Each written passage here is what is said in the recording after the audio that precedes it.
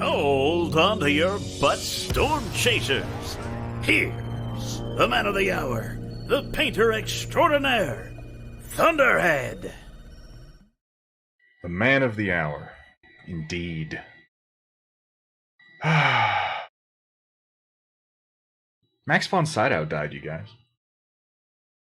90 years old. Where's my music? Where is it? There we go. So humble. What's up, Mr. Redbird? How you doing, man?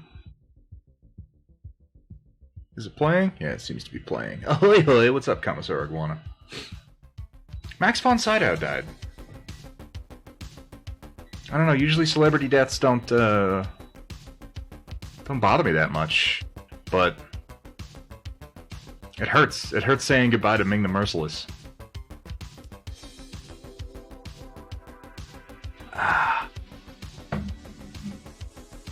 90 years old.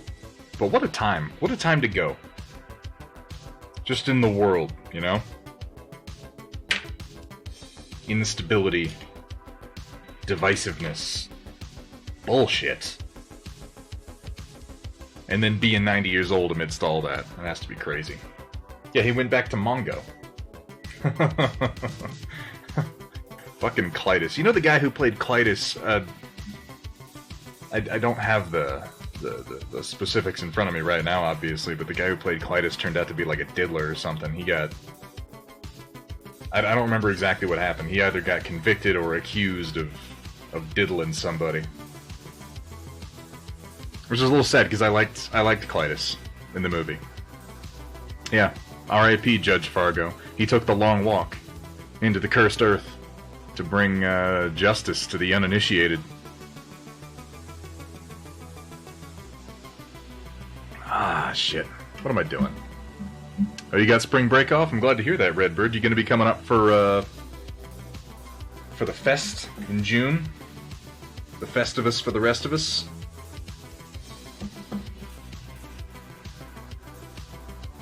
Oh my god. Alright.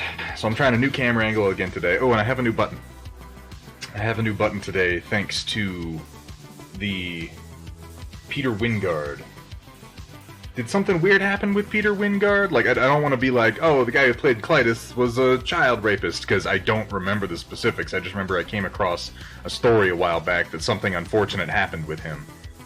And, I can't remember what it was.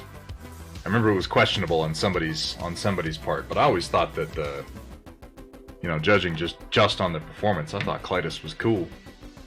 He was not a likable character, per se, but an interesting one.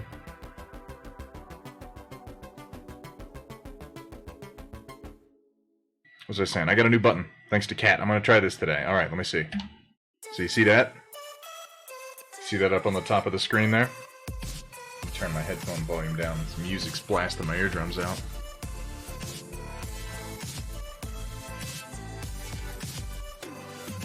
So did nothing happen at all? Am I just completely wrong? Oh, Coral, he just started doing British TV? And I'm like, well, if he started doing British TV, he must be a diddler. Am I just that... I'm just that prejudiced against the Brits? I don't know. I'm just sad. I'm sad we lost Max. I don't know what it was I was hoping that Max would do. Oh yeah, I started to talk about this and then I didn't. So I got a button and I push it and focused is going to pop up on my screen. You see that there? It pulsates. Kind of uncomfortably. Look at it. It's got like a throbbing motion to it. It's almost hypnotic. Oh.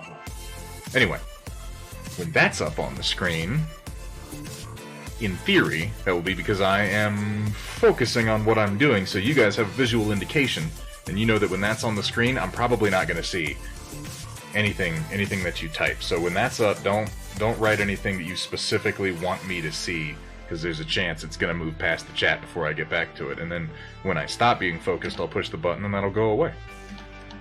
We're going to try it out. We're going to see how it goes.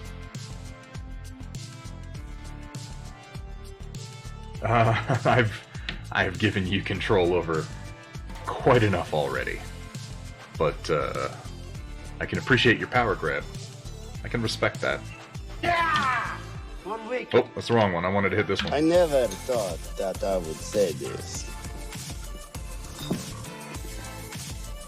But I'm glad to see you. Very glad. No, I haven't put that in yet. I haven't had, the last 2 days I haven't had a lot of time to work on the stream. Guys, spring is springing. It hasn't quite sprung yet, but it is springing. The spiders of spring have certainly sprung to some degree. And this is one of the drawbacks of living on as much property as I do, is there is just so much shit to do outside right now. Oh my god, I've had to really pick up the spraying for insects before they start to make their way around. Having to do a lot of cleaning, moving brush around. I spent my morning outside Just hauling shit around, getting old tumbleweeds out of tight spaces. Is there a word for that? Anyway, cleaning up tumbleweeds. It's exciting stuff, let me tell you. What am I doing? So yeah, I changed my camera angle again today. I'm just going to keep doing this until I land on something I like. But in theory, this should allow me to rest in this position here while I paint. Which for my arms is very comfortable. More comfortable than the last few have been, and I don't have to crane my head around the camera, though it is entirely possible that I'm going to lean forward and headbutt the camera a few times. So, be prepared for that. I know it's going to be traumatic. The movie Demolition Man needed mecha. That is one of the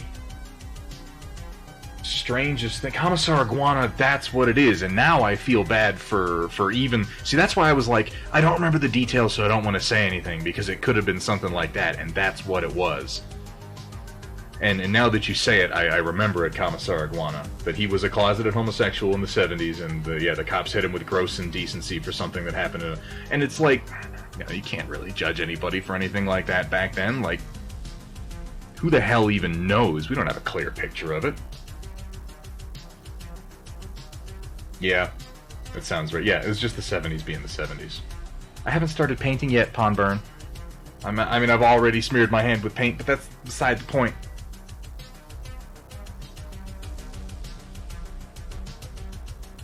I got shit all over my desk. I gotta do some cleaning before next time.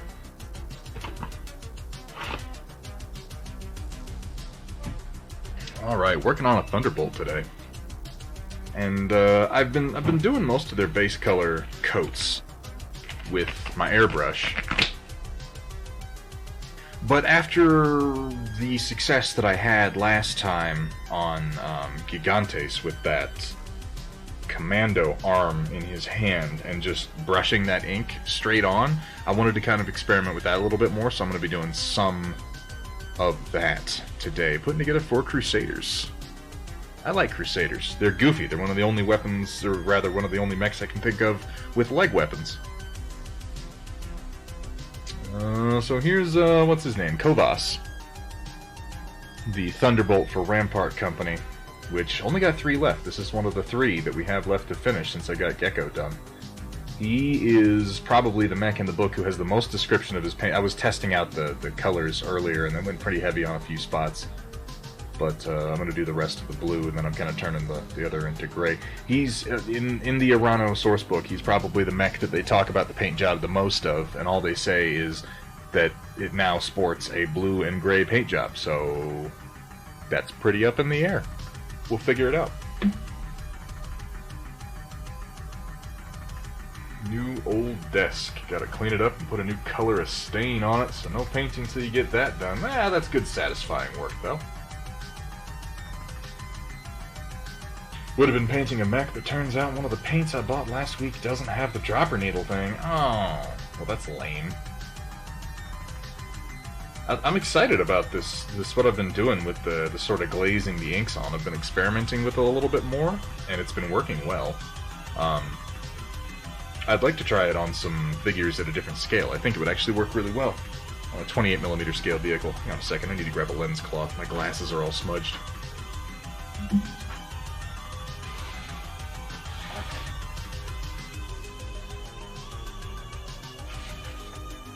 So, the printer cam is not going to be very interesting today, and I apologize for that, but it's printing mostly flat pieces in black PLA, which is a terrible combination for watching something happen. But I'm printing out the final test pieces for the hexless road system, which began as a simple porting of the hexed Trinity City Battletech roads, just removing the hexes. But as always happens with me, as soon as I started doing that, I started figuring out little things I wanted to tweak here and there, and then I just kind of kept going. And then I started wanting to make block foundations, and then that expanded into a modular system of block foundations. Paint jobs that really just brings a tear to my eye, and sometimes a tightness to my pants. I'd like to see this a tear stream in has a lot Chaotic's of the eye. latter. Make him cry. No, I like Chaotic. Yep, it's all hexless. And you know what? It's not... Damn it, still got a smudge. it's not just gonna be, because this is what I was worried about, you guys, and it's probably like, this is not even gonna be a thing, it's not something I had to worry about, but the last thing I wanted was to release a half-assed set of files that I wasn't really pleased with, and be like, ah, yeah, sure, whatever, here's your hexless version, you fucking heathens. Now, I mean, I may think that. I may, in fact, think that you're heathens for playing without hexes. But that's no reason to release a shitty product. So I've put some work into them. I've come up with a couple of fun ideas. I've made it fit together differently than the hex system does. I've converted the Trinity City Foundation to work with the hexless system. I think you'll like it. I think those of you who play hexless will really like these roads. They're simple, they don't use a lot of plastic, they're real low profile, but they give you a little texture on your board, and you can reconfigure them into almost anything that you want.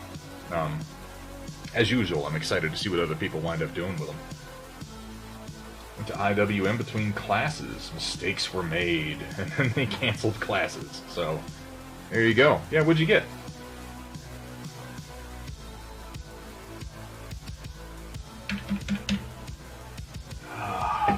Starting the day off right.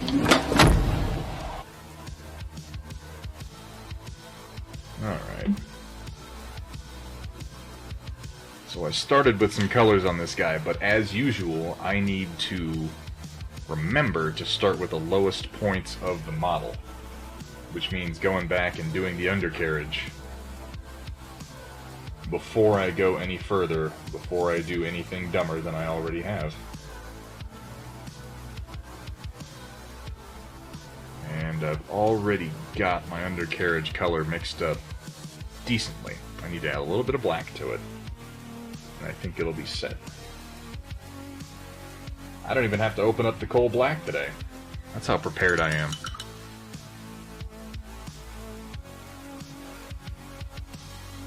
So regarding the focused sign, I will have times when I am painting and doing stuff when it's not on, and I'll be more active in chat.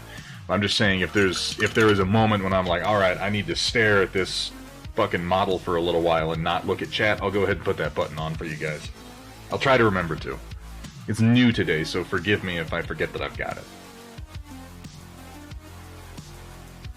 It's almost always watered down coal black. It's coal black, usually mixed with a little actual black. Just because coal black is still pretty blue for my purposes once I thin it down to the point that I want it to be. Which, damn, this is really thin. This might be too thin, let's see.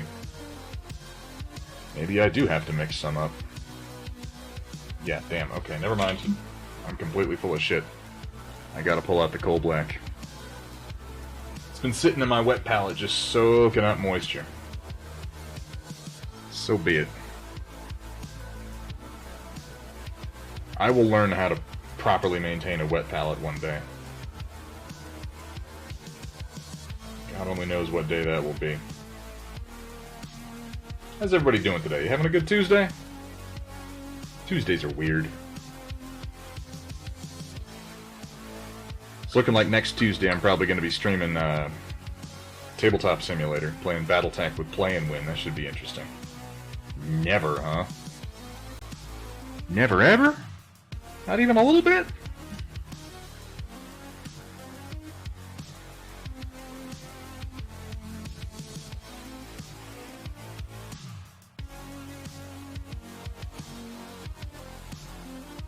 Let's see if that rendered the paint actually usable or not. Really? Damn.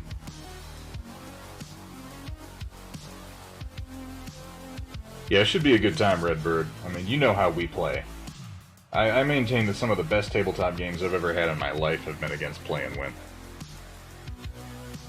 Why do you have two handles? I mean, these guys? Because sometimes you're painting two models at the same time and you don't want to do a lot of transferring.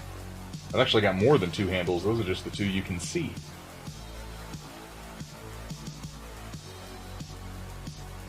But particularly when I'm batch painting 3 or 4 models at the same time, it helps to have multiple handles. And they're cheap enough, I didn't feel particularly bad picking up a few. They're good quality. I like them.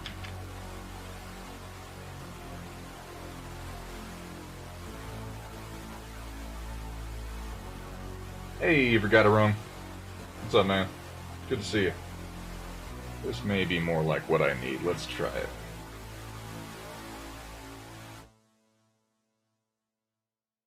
still just so thin.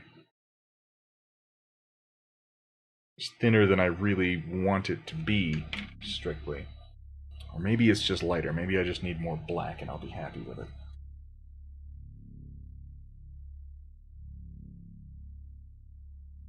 Come on. A little bit, just a drop. Ah, shit. Because he has two hands, there you go. Double-fisted painting, that'll work. Pioneer this technique. The double-handle technique. My god, he's using the two-handle drift! Madness. Day off for the week and you spend it cooking a pot roast and doing laundry, man. I can get like a way worse ways to spend a day off than that, let me tell you. As long as you get a pot roast at the end of the day. Oh, yeah, it's hard. It is difficult, Redbird. Play and win is... I don't think he can play any other way. It's just, I mean, you know him. You know how he is. He doesn't, That's how his brain works. He has a very analytical mind. And as a result, it's a bit like playing chess against the computer. And about as frustrating. Sometimes. But, when you can fluster him, and win regardless, it feels amazing. I chase that feeling. I cherish the moments that I have had where I have completely befuddled play and win.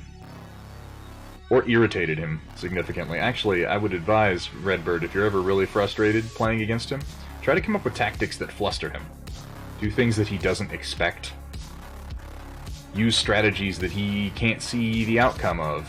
Even do things that are, like, genuinely counterintuitive for your own strategy sometimes, just to keep him guessing, because he is much easier to beat when he's not sure what you're doing. And every now and then you can genuinely catch him by surprise, and that's fun. Because he just falls apart and then he starts crying. Hope he's not in here right now. Fine, he doesn't start crying. It is funny to see the look on his face, though. When he himself realizes that he doesn't know what you're doing and that you're intentionally trying to confuse him.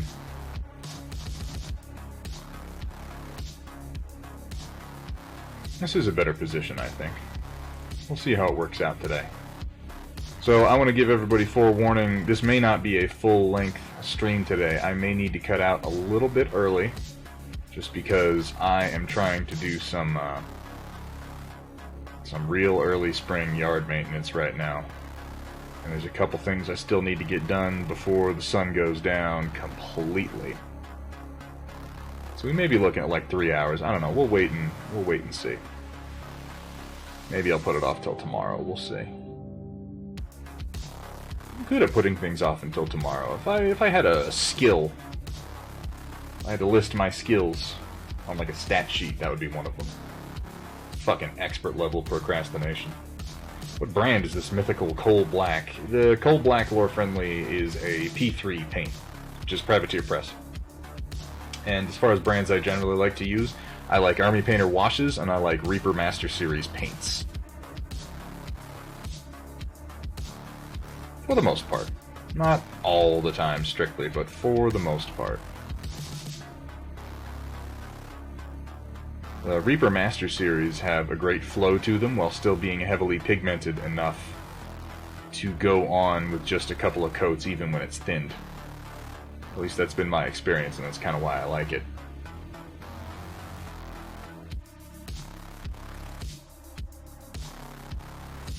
Yay, procrastination.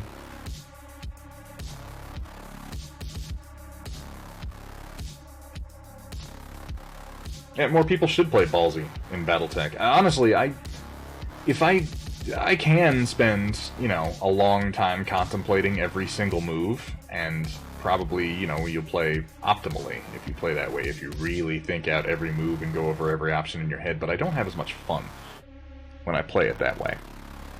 I have the most fun when I keep myself to... I try to use like a unofficial turn timer give myself a certain amount of time to make decisions for the round.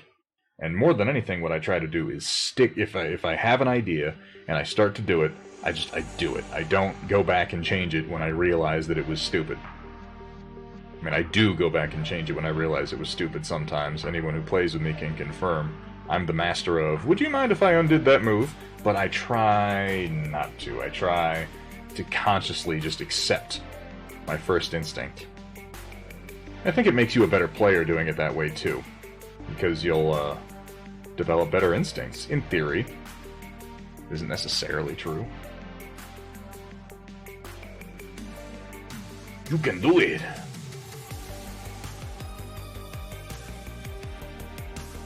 Yeah, giving yourself a timer will probably help you improve overall.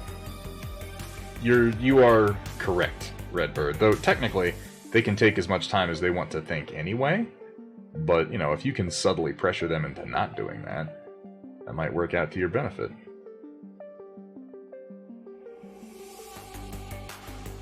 By subtly pressure, I mean overtly shame.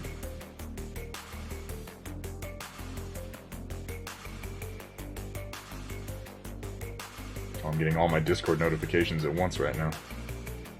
Even ones from a while ago. I can tell you that going quickly does fluster play and win sometimes. He can tell when you don't have a strategy. If you act confidently, in a way that he doesn't see the immediate benefit of, he can become convinced that you do have a strategy and that he doesn't know what it is. And that makes him cautious. And when he's being cautious, he becomes predictable. And when he's predictable, he can be beaten.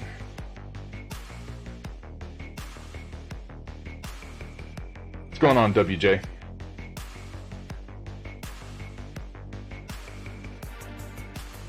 The Thunderbolt? Yeah, it does. It keeps the game just flowing, you know?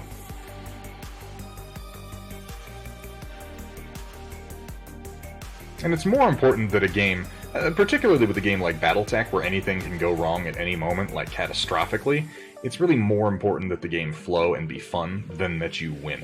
It's all about goals, obviously. There are situations where it is appropriate for winning to be your primary concern, but, you know, in a casual game, not so much. I'm winding up a little bit high on camera this way. Cored out the holes on mine, still gotta paint it though. America's two holes were too close together. Oh, on the, yeah. I mean, I would use just probably regular green stuff, WJ. Liquid green stuff is good for super narrow gap filling, but as soon as you have to fill anything that isn't just a seam, it starts to fall short, unless you're willing to do a whole bunch of coats. But some plain old green stuff will usually do the job.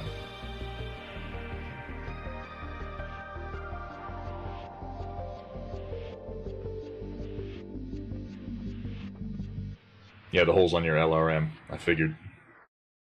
Not all of these CGL sculpts come out the best every time with the casting methods that they use.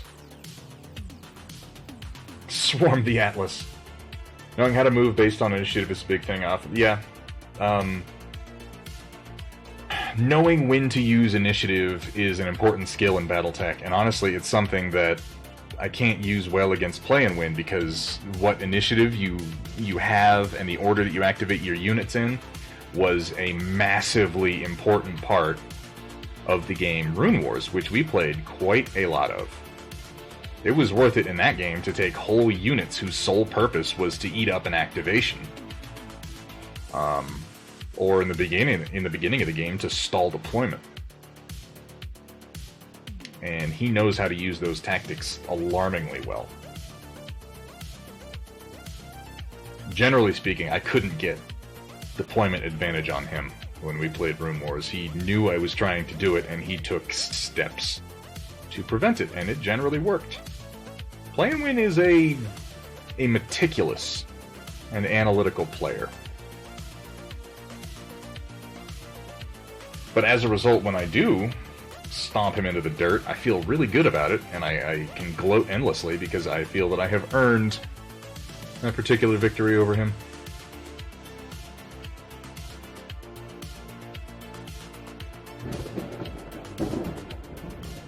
Pig-a-go-go, thanks for the follow, man. Good to have you. How you doing? What you up to?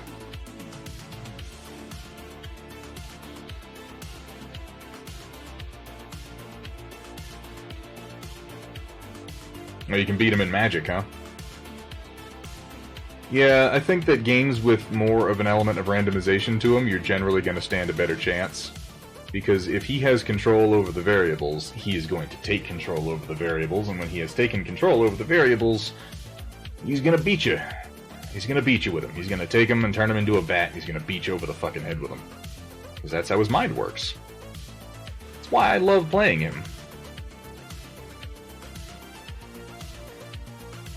That's why we had so much fun with Rune Wars, honestly. That was a game where player decisions really, like, was there a randomization element to it? Of course, any game that has dice in it is going to have a randomization element to it. That's the very nature of dice. But a lot of that game could be controlled by player action if they were clever. And he was good at that. I always thought he would be a good Wormahordes player, and he's obviously played some. I don't know if he still does. Because Wormahordes is a lot like Magic the Gathering, but with less randomization.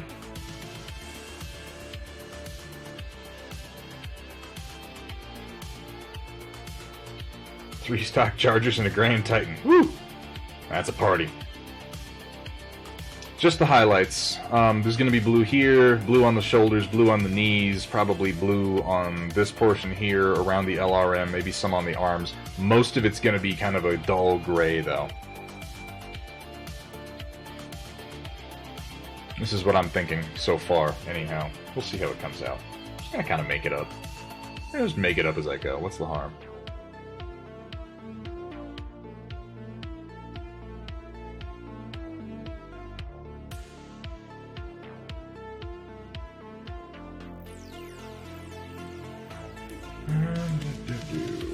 A little bit in here.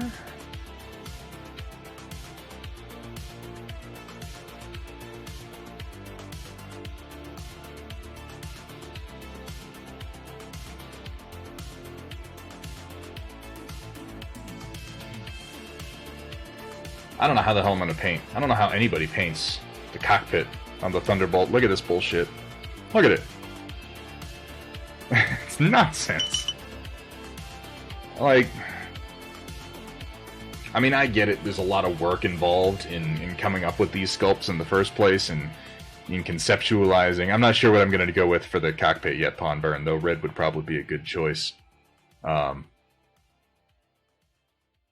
I realize there's a lot of design work involved beforehand, the conceptual point, and then you've got to translate line art and such into an actual physical figure.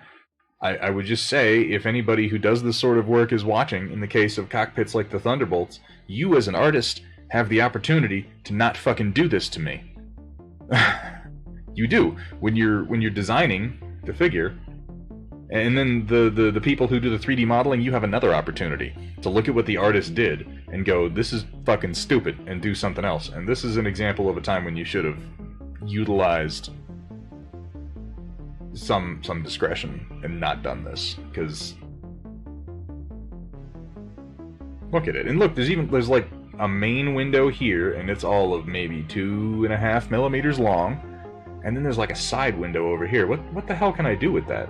I'm gonna be lucky to get a little bit of color in there and then put a little color in the corner and maybe do a little jeweling dot on it, and even that's gonna be interesting. I haven't been looking forward to painting the cockpit on the Thunderbolt, if you can't tell by how I'm already complaining about it. Surgically switch out cockpits? You might have a point there. You might have a point. Where's the other thud that I've got here? Like, even on this one, and this is the one that was done by Brian O'Connor, And you can't see it very well because it's in gray resin, but there's detail in here and the cockpit's in the same spot. But even this one is larger and more accessible by a brush, and this was just, you know, an amateur sculpt. And, you know, credit where credit is due. I don't like a lot of the MWO sculpts, but I do think that the MWO Thunderbolt's pretty nice. And look at the size of the cockpit glass on it. It's on the wrong side of the chest. Okay, yeah, sure, whatever. But, you know, you can do something with that. Theric C! Thanks so much for the follow, man. Welcome to the stream.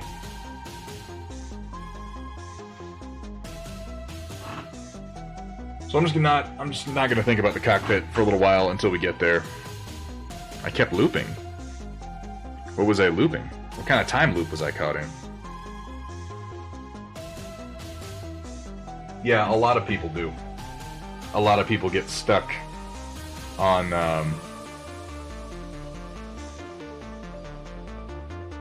I forgot that sentence in the middle of speaking that sentence. That doesn't bode well. That's the kind of day we're having. What's up, WJ? That mech punches me in the betchall. Yeah. The Mohawks have been pretty cool.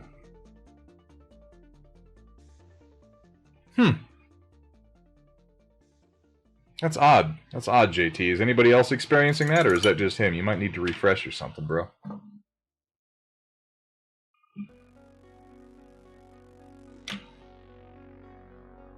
Well, let me make sure that I've got all my undercarriage done here. I got the insides of the elbows, knees, backs of the ankles. I guess I could do a little bit in the waist.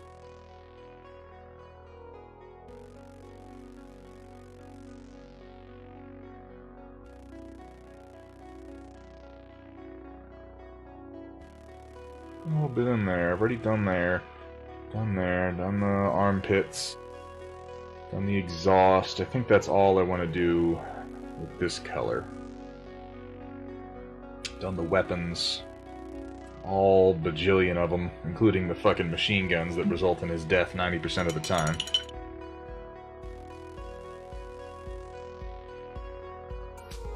What's up, NC Coretto? How you doing, man?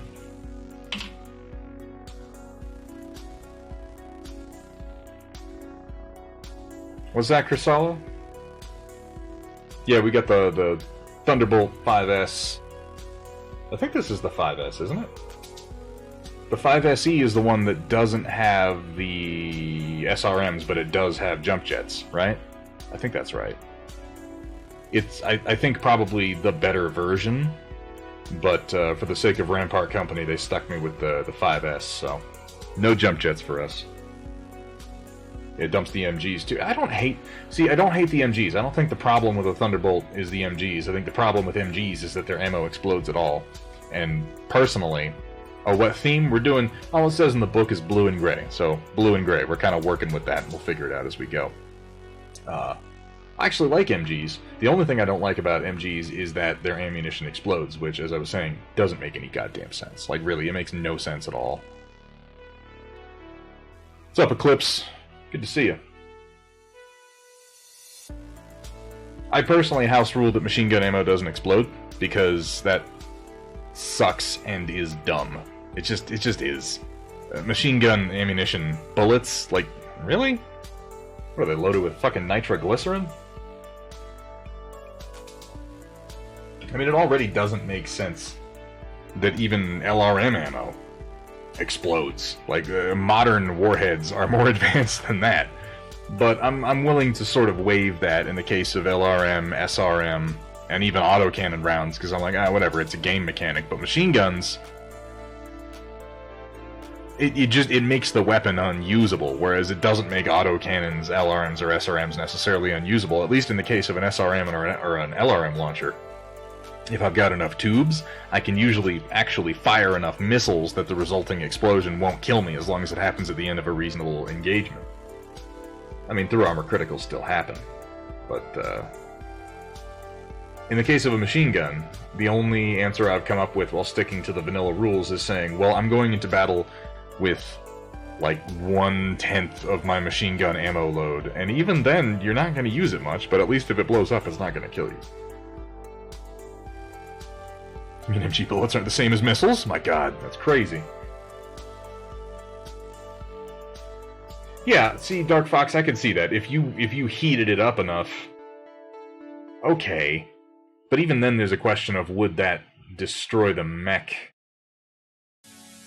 And at that point we're getting into so many conditional statements that I'm like, why don't we just make it so it doesn't blow up? Explosions are cool.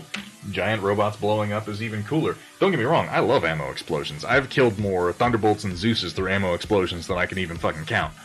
That's usually what I'm doing when I'm fighting a Thunderbolt, is I'm hunting for those torso ammo bins. It's just when it happens on a machine gun, I always have this little feeling of like, really? Is that what we're doing this time? I don't feel great about that. So... fuck it. That's what I say. That's the word. So I've got some black ink here that I have just thinned and thinned and thinned with distilled water and flow aid, and I'm using it to just sort of glaze dark gray over some of these panels so I can come back in and highlight it later. So let's continue with that and see how it goes. Why not? It's been kind of a learning process, because I haven't used this ink like this before.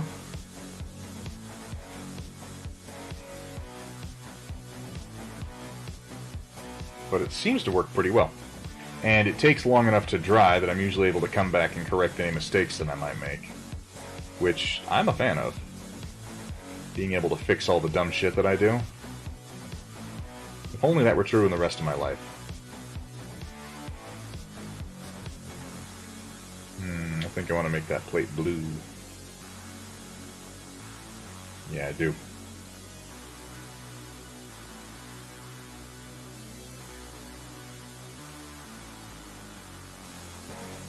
Going up and shredding the internals under intense pressure. Again, I could see it happening.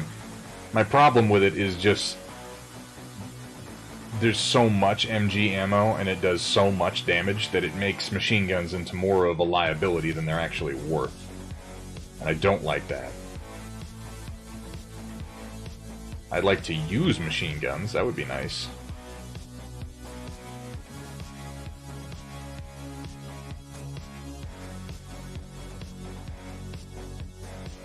Of course, I also house rule that machine guns have pulse laser rules in the sense that they subtract 2 from the target number. Because if we're saying that pulse lasers are more accurate because you are able to track your fire onto the target, then why the hell would machine guns not be the same way? And the only logical answer to that is because they designed machine guns in the initial game, and they designed pulse lasers later, and that's a silly reason to do things. When I can just say, hey, guess what? House rule, machine guns fire like pulse lasers, deal with it.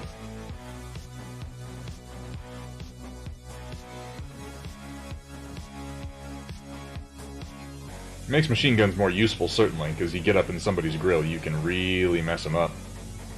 Well, you can't really mess them up, they're never going to do that much damage.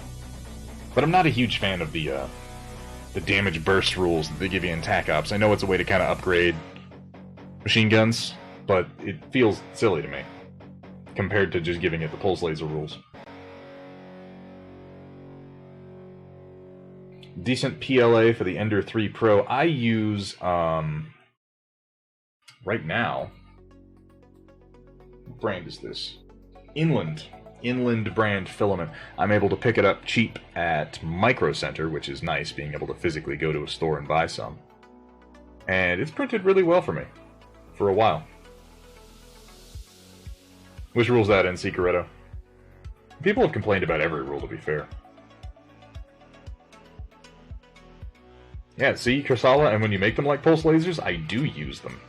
I even use things like the Locust 1V, just because it's cheap as dirt, and at least its machine guns can do something when they're hitting every single time, basically. I don't know if I want to do blue on his feet. I guess I should.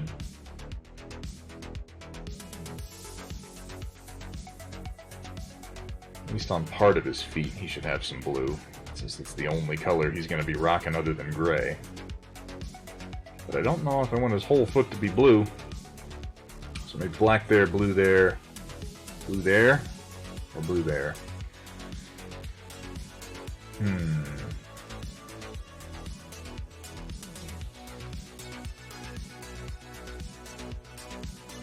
I'm going to try doing blue around the edge of the foot. We're going to see how it looks on one foot and then decide for the other.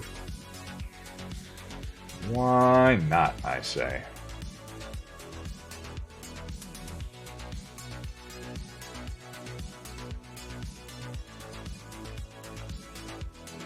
He's going to have blue knees. He's going to have blue plates on his calves. There should be a good amount of blue for the legs. It's going to be a real vivid blue, so I'm trying not to overdo it too much.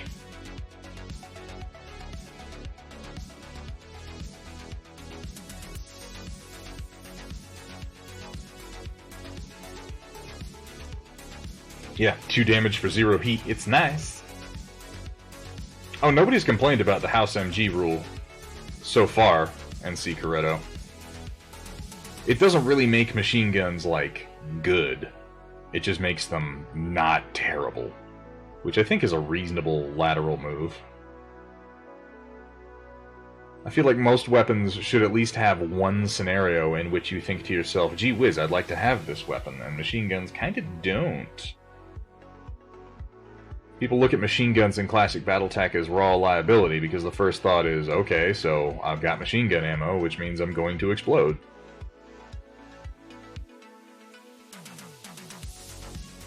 You always end up having to do something. Like I said, a lot of people I've known have just said, okay, well, my machine gun then has only 8 shots.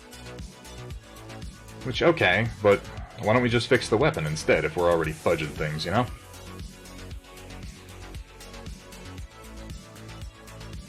I say this as somebody who, I'm usually pretty careful about modding rules. I'm a big believer in the intent of the game designer. But in that particular case, looking at it, I'm thinking they made this decision in, like, the early 80s, and they clearly knew that something wasn't right there because later on they addressed it a little bit in TAC Ops.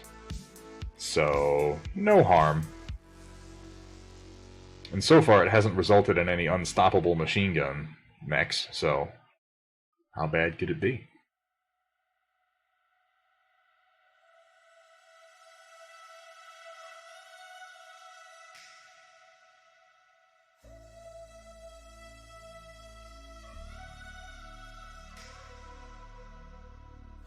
Dude, just that toe on the very front. I mean, this just the front area here. That could be doable. We'll see. Okay, yeah, piranhas. To be fair, I don't... Nobody has... Here's the thing. With any rule, in any game, if you are an asshole, and your goal, explicitly, is to break the game, I really don't care what game system it is, you can probably find a way to do it. There are maybe a few game systems out there that are exceptionally hard to break because they've spent a whole lot of time making them real tight. Warmahordes comes to mind. I don't know how true it is, I just know that my experience with it tells me that it would probably be a difficult system to break because it's such a highly skill-based system already and it's such a tight, crunchy rule set. But the vast majority of games, if your goal is to ruin your opponent's good time, you can do it.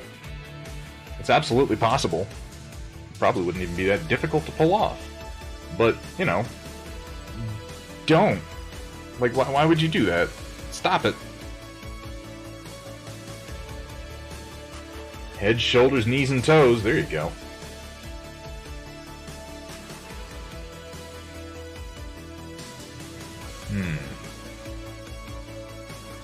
Because I'm thinking blue here on the side of the calf, and then blue here, maybe a little bit of blue on the heel, but I don't know if that's going to be too much blue. Since the other color is gray, I don't feel too bad overpowering it because it's fucking gray. Like, who cares? Blue is essentially the only color he's going to have on him.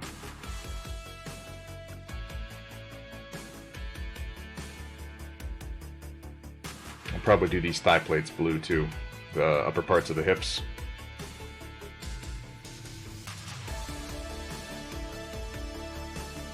What about the arms? I'm gonna do some blue on the arms. Maybe this middle panel I'll do in blue.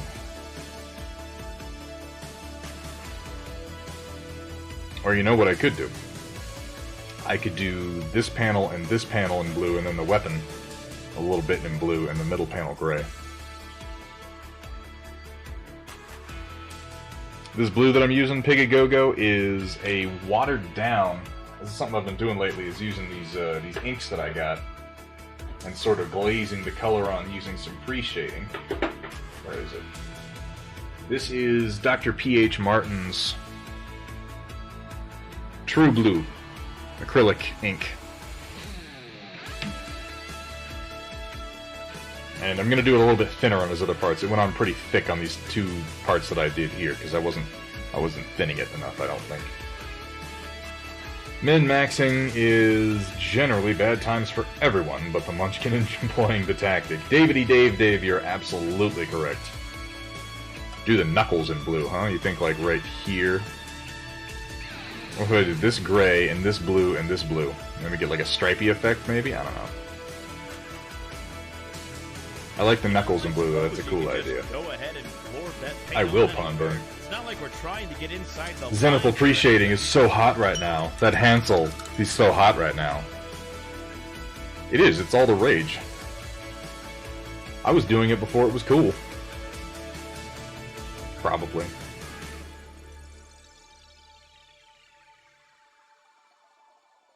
Well, let me continue with the spots I know I want to do in gray, and then I can make some decisions.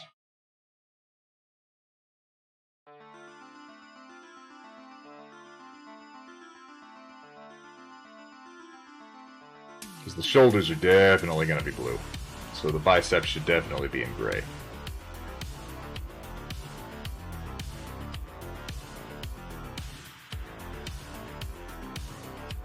Trying to get good. I'm playing with the Zena pre-Shay just recently. We're not going to make that. We are not going to make that a thing. I refuse to use that nomenclature. Necro Bob, good to see you, man.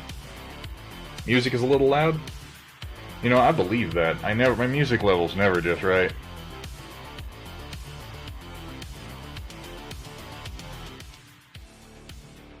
How's that? Is that better? It's mostly about how the music is balanced with my voice, and my voice is never balanced properly. I'm working on that, though. I'm working on that. I always say that.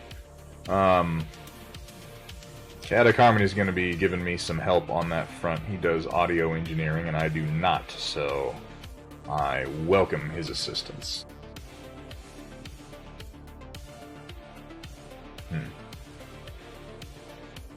Warning. Fingertips covered in superglue are not approved safety gear for handling razor blades. Not approved by OSHA, maybe. That doesn't mean I'm not going to do it. I feel a little dumb putting all this gray next to the undercarriage, considering it's also gray, but I think the blue should set it apart a little bit. Whatever. What's the worst that could happen? I could get this paint job done and it could look just a little off, right? If that's true, I think I'll probably live.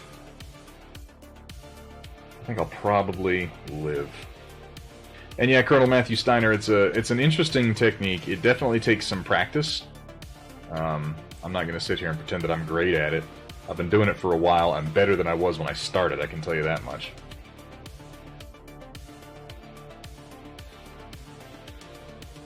What if I do the arms gray all the way down to this panel line and then blue on the wrist and the knuckles? I think that could work. Not easy trying to make forces for the three most hated, or very close to, factions in the game. Karita, Lao, and Jade Falcon. I don't even know why people don't like those factions as much as they do, but it's fairly true. It depends on the brush, Project Dark Fox. Other than cleaning it out thoroughly, and maybe using like some pink soap and conditioner, you could have some luck with that. If it's a synthetic brush, it's never going to get great. If it's a natural fiber brush, you can kind of recondition it a little bit. Depends on the quality of the brush that you're starting with. using white ink, then going over with a glazed, medium-thinned paint, really getting a strong effect. I use white ink for my Zenithal now, as well, Colonel Matthew Steiner.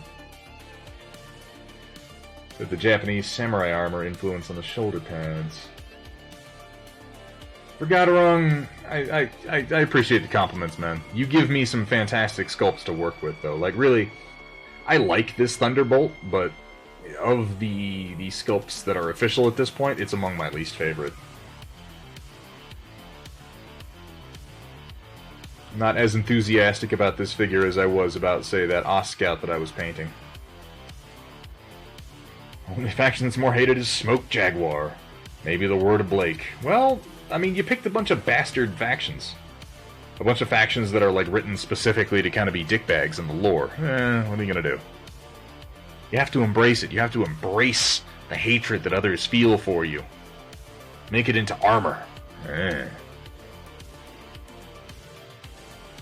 I have not used any brush restorer, but as Lord Friendly says, I'm pretty sure that does exist. The most Saturday morning cartoon bad guy-like. See, I feel like Kurita has more fans than Lao does. Kurita definitely has more fans than Jade Falcons do. Or Smoke Jags. Yeah, everyone, there you go. Lao fills the role of being the guy that everybody hates, which is a necessary role.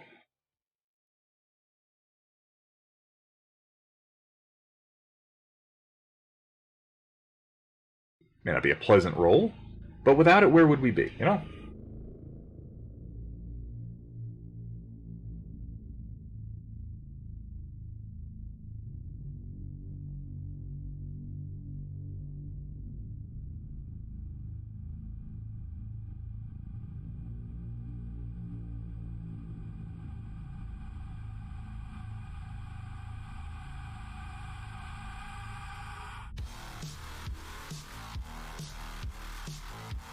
I think this camera angle is the best that I've had so far.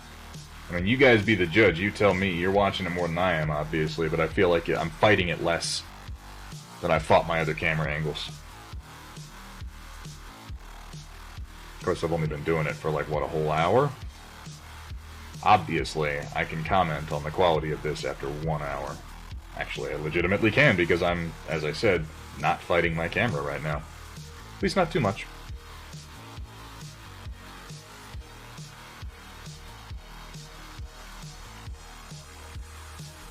There we go.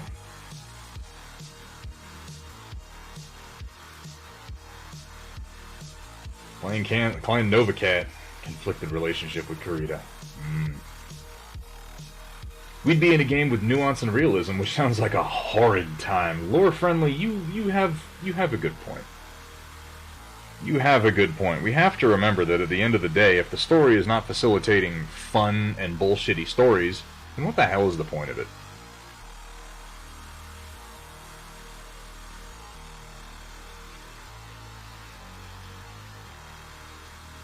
And ultimately, Battletech is... Have you guys ever seen the show Into the Badlands? It's a good show. If you're into, like, Hong Kong Kung Fu movies, it's a good show. I haven't seen... It got canceled and I hear they gave it, like, one of those consolation seasons, which I haven't watched yet, so I can't comment on that. I feel like the later seasons have gotten progressively more ridiculous, but the first few seasons were fan-freaking-tastic. And... that show, in order for it to work, in order for anyone to enjoy it, you have to accept a certain conceit. Just going into it, just right off the bat, okay, I'm gonna watch this show. You have to accept this broad notion of there are no guns.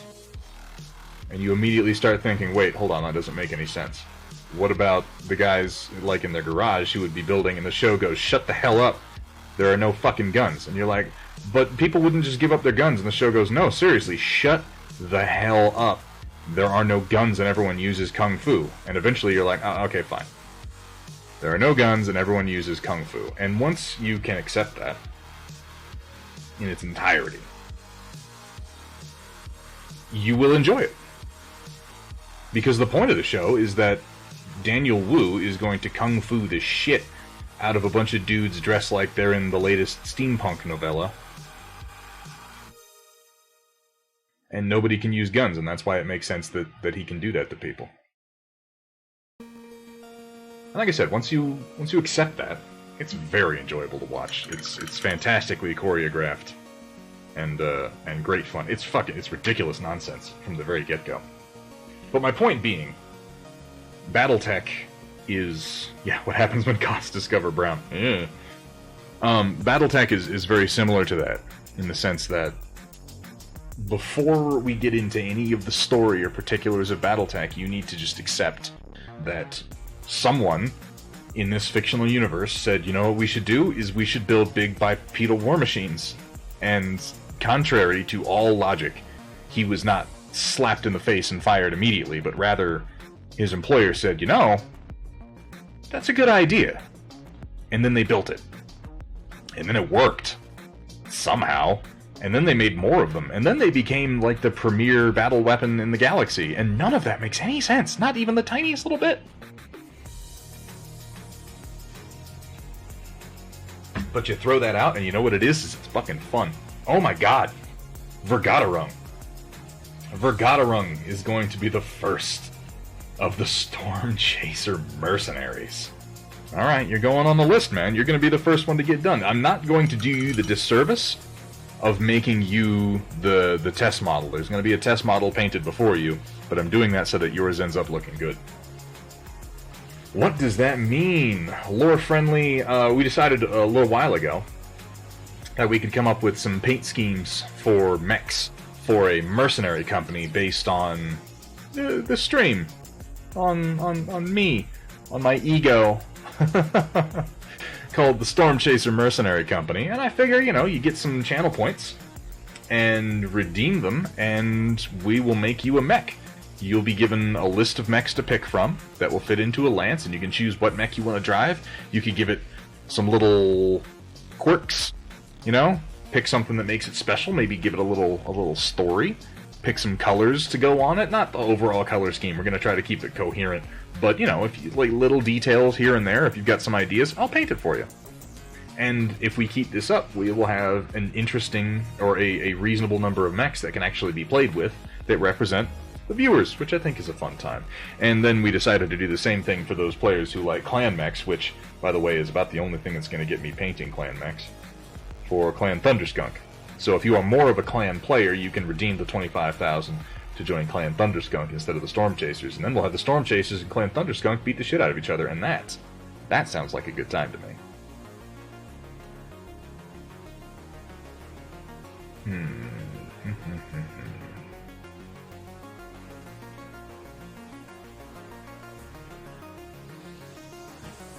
I'm thinking I'm going to make the arm entirely gray and then just blue on the weapon here and blue on the knuckles and then blue on the knuckles over here, and I feel like that's going to be good enough. I really don't want to push the blue too much. I've already got a lot of blue slated out on the legs.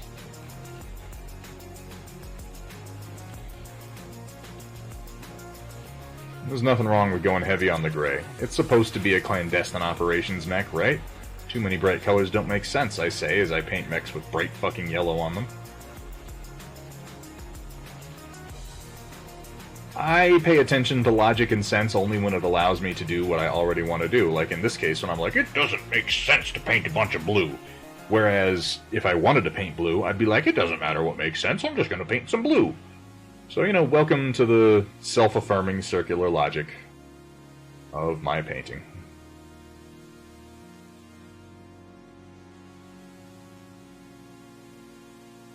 This camera angle is actually working out surprisingly well, I feel like. If anyone has any issues with it or there's something I'm not noticing, please do let me know. Because if you don't let me know, I'm going to assume that it's fucking fantastic and just keep doing it.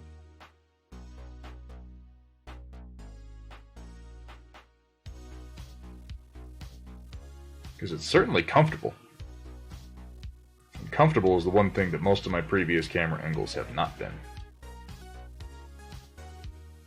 Yeah, the Recon mech painted the brightest green. You are correct, I did exactly that.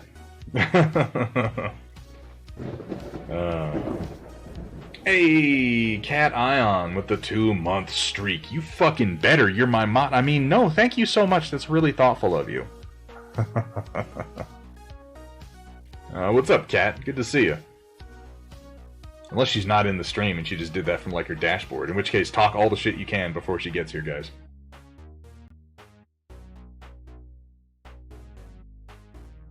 This camera angle is pretty fucking fantastic. I am glad that you think so, because it is working really well for me. And I tend to agree that, like, I mean, I guess it would make sense to camouflage a battle mech in real life. It would. Because in combat, literally any edge you can get, no matter how statistically negligible, you should. You should go for it. You should take it. Because in battle, you have no idea what variable is going to result in your life or death, is going to result in you winning and them losing, or you catching a stray round. So you take every advantage you possibly can. And yeah, you'd probably want to camouflage your mech, if only to make it so that if your enemy is forced to use visual acquisition, it might mess them up a little bit. They might lose track of how far away you are, or something. Again, it's statistically negligible, but you should do it. But we're not really killing each other, so bright colors, and you can deal with it. Plus, you power down before an ambush or something, the camo could be useful. That's true. If you power down your mech and you're standing in some trees or something like that, that could work out. May I be a bondsman? Not thrilled about being in a clan called Thunderskunk. Rather be a bondsman to a merc. Why, you don't like the Thunderskunk? Ah, I'm insulted. Deeply insulted. I think these thigh plates are going to go gray, and these hip plates are what are going to turn blue, because otherwise I've got a lot of blue on these legs, I feel like. These are going to go gray. I'm not going to do blue on these plates.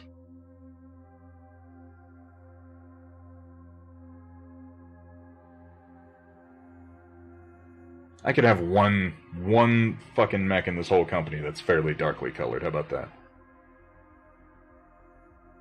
Seems sensible.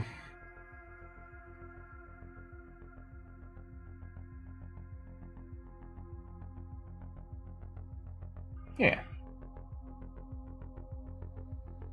Clan Stinkor!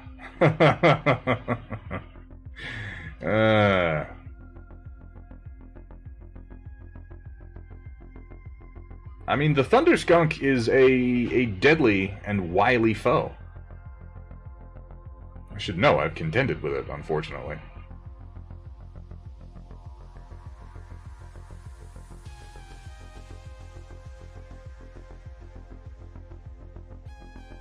It should have an interesting paint scheme, though. I'm looking forward to doing the first tester for Thunderskunk. I haven't painted a clan mech in forever. No, maybe I'll do them in blue. I can't decide. Let's just start throwing down blue and see what it looks like, you know? And then if I don't like it, we can cry. Cry and cry, because I've already committed to it.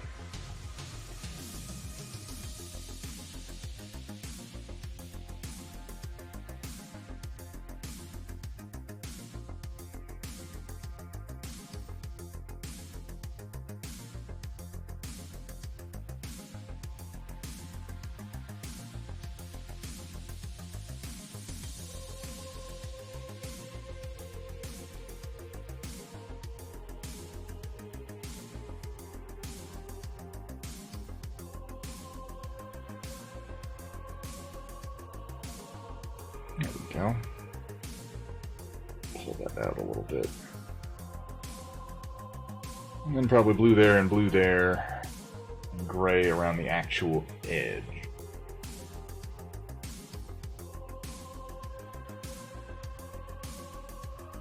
Right here. It probably would have been more visually effective for me to put more blue next to the undercarriage color that I've got going on, but I'm thinking of that after I've already done most of my blocking, so that's just a lesson we're going to try to remember for next time. Besides, this might look good, you never know. Every now and then I paint a mech that doesn't look like shit.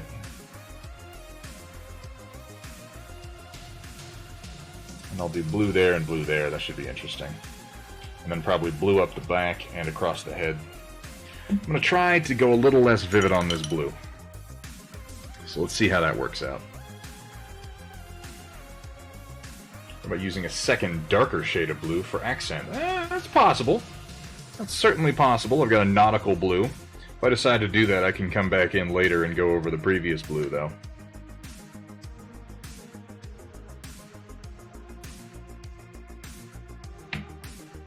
Just glorb on the gray.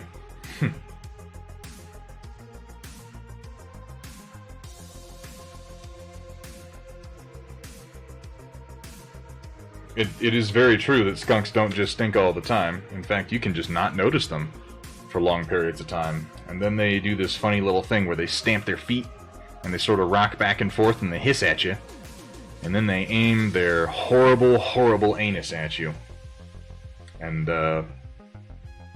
then you see your life flash before your eyes. Well, maybe not your life. Maybe like the last 6 months. You start thinking about how you took it for granted that you didn't smell like a pile of burning tires mixed with rotten garlic. Because you're about to. Everything downslide. Everything. Good to see you, man. How you doing?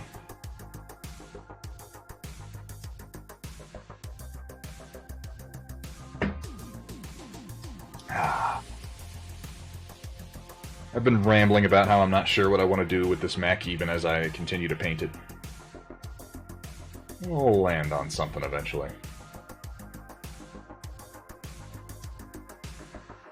Yeah, this is more like the intensity of blue that I was hoping to get. This is good. Yeah, Colonel Matthew Steiner, you were saying earlier you've been experimenting with this method. I cannot recommend using inks like this enough. This is interesting. It's all still going to need some hand highlighting, obviously after the fact, but this takes care of a lot of what would normally be like wet blending and shading. I don't like to do a lot of wet blending on mechs. The pieces are just too small. At least for me. That and I'm bad at wet blending, but, you know. I guess I should probably practice more.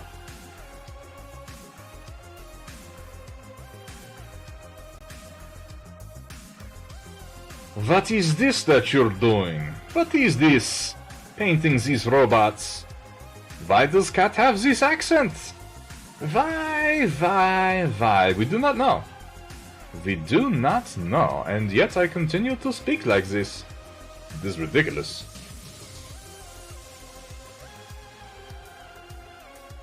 I am laying down some really thin ink over pre-shaded panels as part of an effort to be lazier than I already am.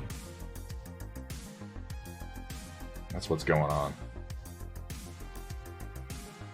I think that's enough. I think that's enough blue.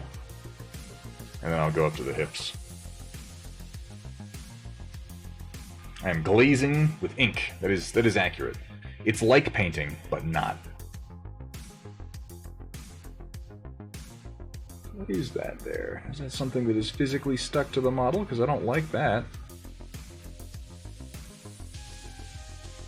It is. It is a bit. I'm going to try to remove that without damaging the figure.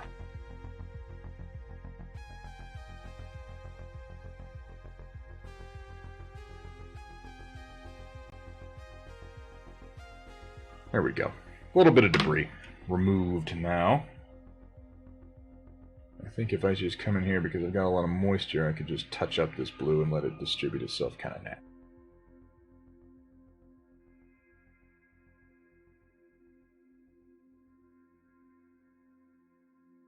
Yeah. Yeah, that'll do. I like the deeper dark blue of the shoulder. It's real vivid. I didn't mean to get it that vivid. I was thinking I gotta lighten it up quite a bit. But the good news is that if we want this more vivid, I can just come back in and do it again. So I'm gonna take it slow, and then we can kind of decide from there if we want to go more intense with it. No reason to rush anything. No reason to rush anything. Let's just do the whole damn hit plate blue. What do you say? Why the hell not?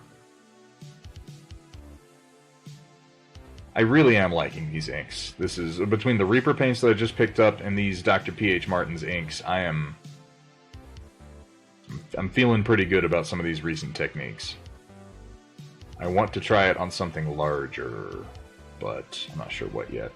McB was asking me if I might paint up a mech just for him to display. And if I was going to do that, I may do what some of these fools out here have done and take a Thingiverse file and print it at some ridiculous scale.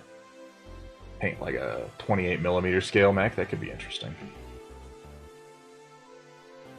Actually, that would be a good way for me to move up to 28mm scale without moving away from Battletech, at least for the short term. Just paint up like a big ol' Orion or something. As I say that out loud, I realize how much I want to paint a giant Orion. That might have to happen.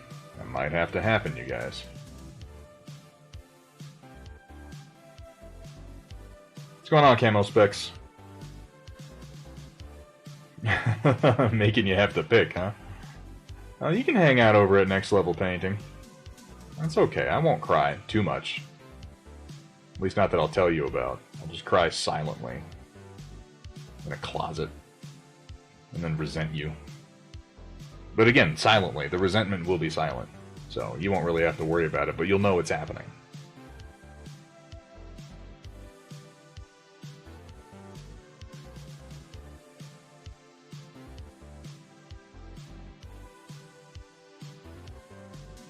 Large scale crab already. Has somebody scaled it up? A king crab or a crab? Like a CRB-20? I like the crab.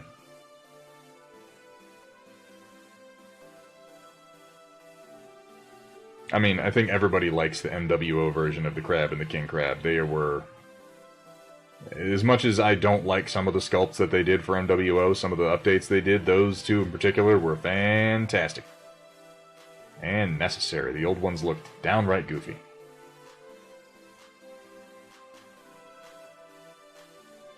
I think I am going to go a bit more intense on these panels. I'm probably just going to come through and do exactly what I'm doing again.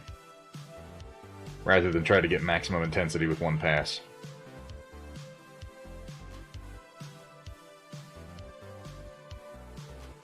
It's kind of stupid how much more comfortable this painting position is than the previous camera positions I've used. Like this may be the one. May be the one. But I've been going to other people's painting streams and watching them work and trying to come up with ideas just to be more comfortable while I paint. And this lets me have decent posture and still show everything that I'm doing.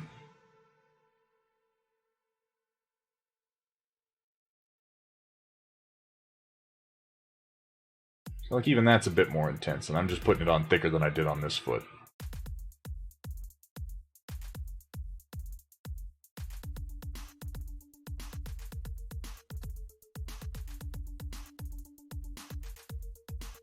Like a model kit. I'll have to take a look at that. I love Orions. I really do. What? Who's a... What did I do, cat? Why am I a creeper? What?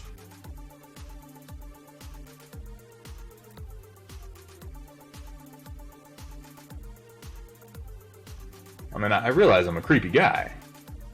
But, you know, realizing that, I take extra steps to appear not creepy. At least until it's too late. Posture is terrible. I ended up curling into myself. Yeah, painting posture is something I'm really trying to work on lately. Just because if I don't, I've only got a couple more years of doing it before I really start to regret it. I have that feeling.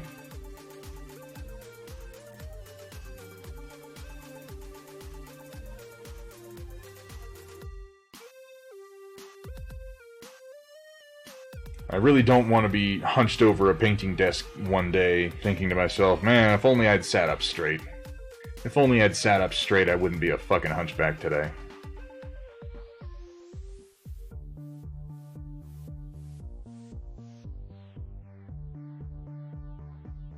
I got bad enough posture as it is. It is. That is actually part of what I pay Kat for. That's why I pay her the big bucks. What's up, Bionic Sheep? Good to see you, man. Yeah, not the good kind of hunchback, though.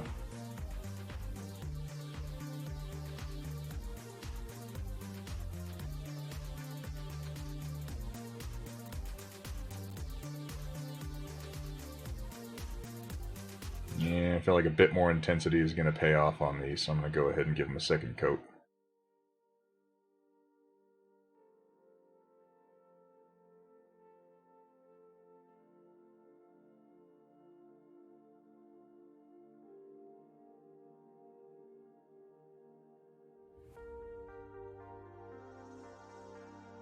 As a mod, and as a friend. It's true, I need people like Kat to keep me in check, or my ego will just fly off into the goddamn sun.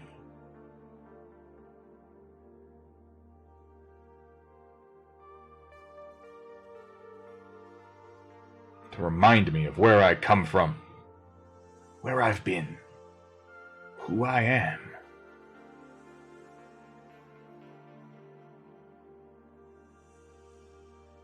Feeling pretty mellow today. I had a good morning. This morning is one of the first mornings I can remember in a while where I've woken up and felt like, you know, when you're playing an RPG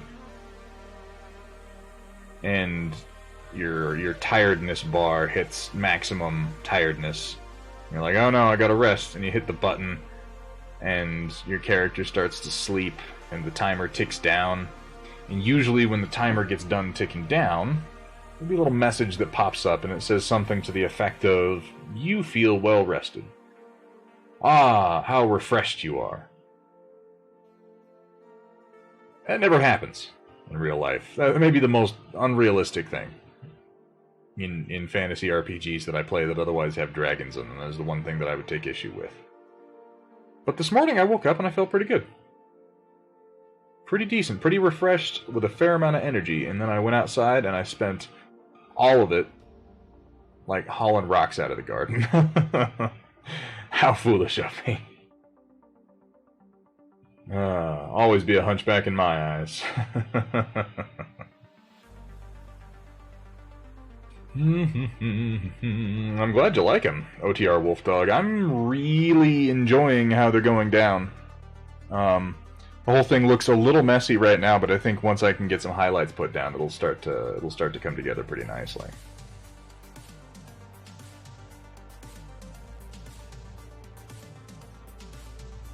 Hey, Carla. Welcome back.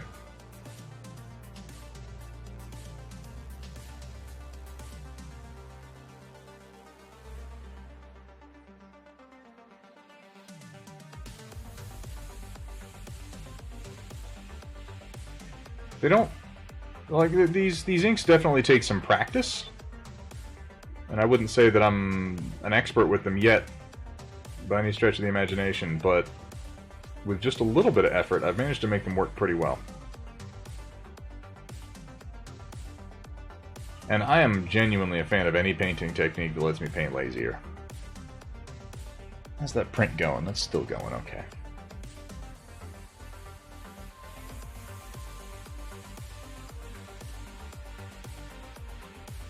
Maybe a little more up here. If I do any wet blending, I'm going to try using these inks for sure. They seem to lend themselves well to being mixed up. There, up on the shoulder. I'm going to do the other shoulder entirely in blue, except for those nubs, I think, maybe. Maybe this spot right here. Maybe I'll do this spot in gray. But the main plate is certainly going to be all blue.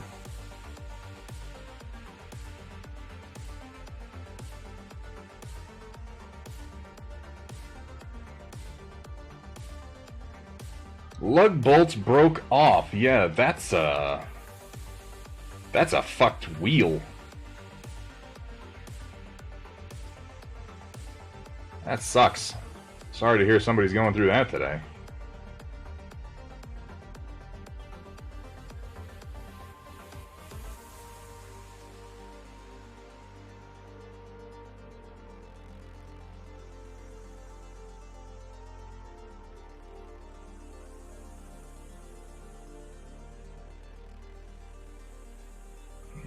What's that? Is that a piece of debris? Did I seal a piece of debris to my model? Oh well, I'm going to paint over it. It happens. Particularly in a house where you have cats. Sometimes cat hair just becomes part of the figure. And you just kind of have to embrace that fact. That's just a poorly cleaned up edge, but I'm going to make that look like battle damage.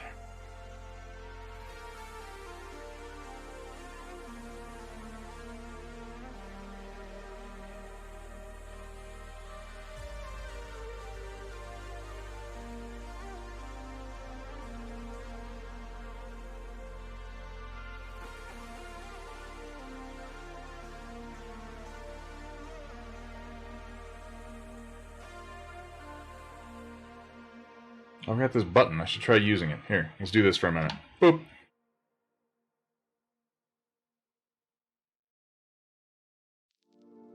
While I make some final color decisions here. I kind of like the part better when I've made the decisions, even if I'm not totally happy with them, because then I'm just like, well, I have to embrace this. Can't sit around and hem and haw about what I'm going to paint what color anymore. That choice has been made. A ship has sailed.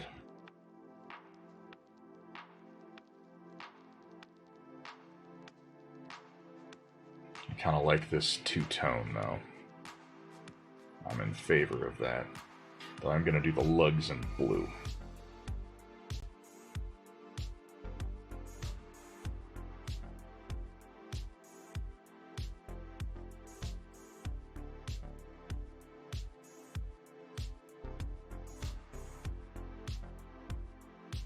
Take care of this bit of pooling that went on here.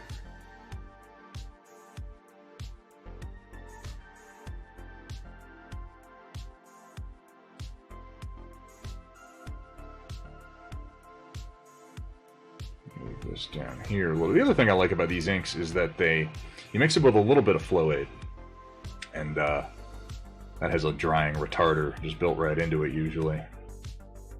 And then if you don't like quite how they're sitting, you just take a little bit of distilled water and go back in and then move them around a little bit. And they remain changeable for at least a few minutes after you first put them down. It has been quite convenient so far.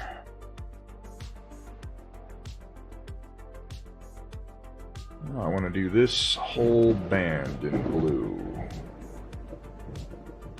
3-damn V. 3-damn V. Freedom V. Freedom V. I don't know how to say it. Welcome, man. Thank you very much for the follow.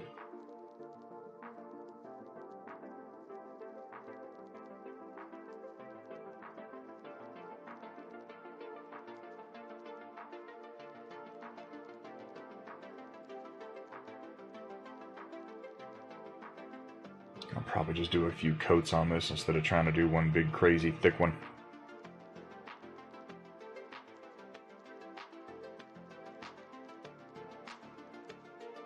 It's one of the basic pieces of advice that everybody always gives you when you start painting, and I still never follow it. Multiple thin coats, and I'm like, yeah, but do I really have to do that? I mean, watch me put down one thick one.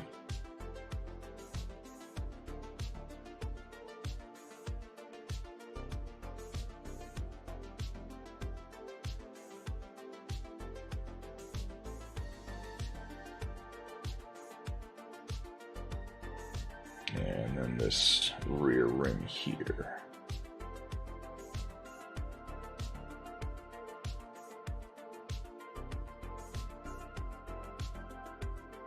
Do you like sexy battle mechs, sexy streamers, and sexy Solaris cheerleaders? Well, Thunderhead Stream has some of those things, and more. Some and more. It really is my favorite part of that whole clip. Some of these things and more. Like, that makes any fucking sense at all. But at least I get to enjoy Chaotic Harmony. Every time.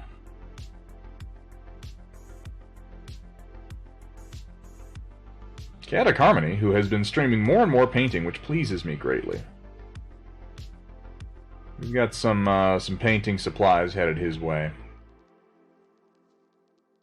Because he's using like dollar store craft paints, which there's nothing wrong with that. Nothing at all. I've seen artists achieve amazing things with those.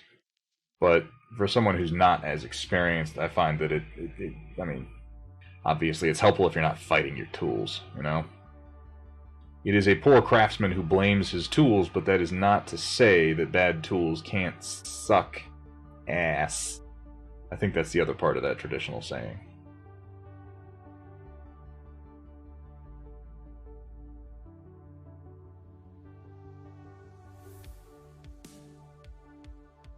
I think with a better brush and some better paints, he'll have an easier time achieving what he wants.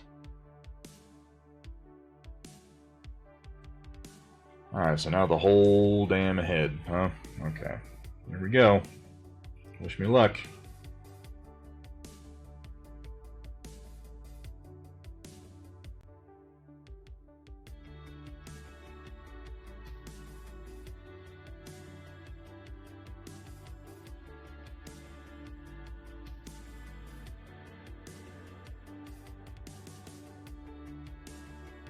All the way back to here, I'm thinking. I don't like this song. I don't like it. Give me something better.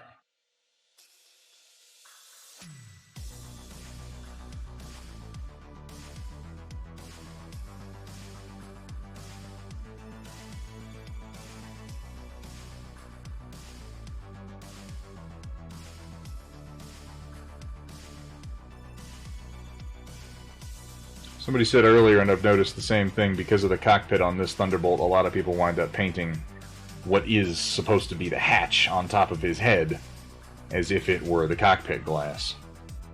I don't blame them. The actual cockpit glass is bullshit.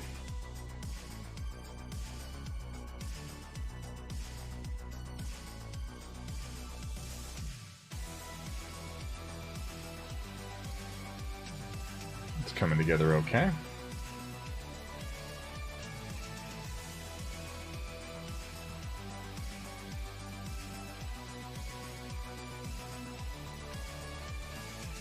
So I kind of wish I hadn't done this initial shoulder pad as deep blue as I did, because I'm going to have to play with the highlights to kind of even it out.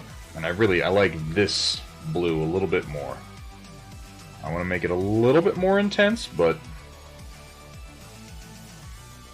it gives me more room to work with for my highlighting when it's got more variation to it.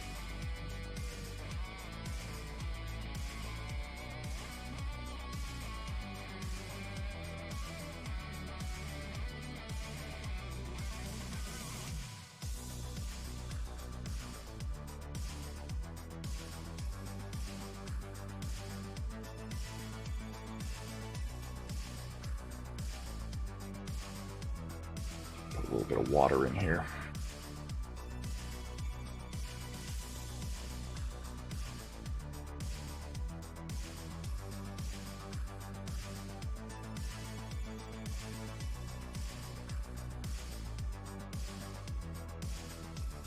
There we go.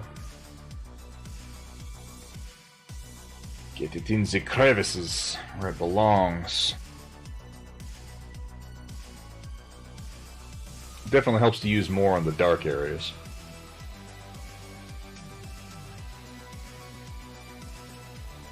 But one of the things I like about how heavily pigmented these inks are is that even over dark gray and black, you can lay down a halfway decent color.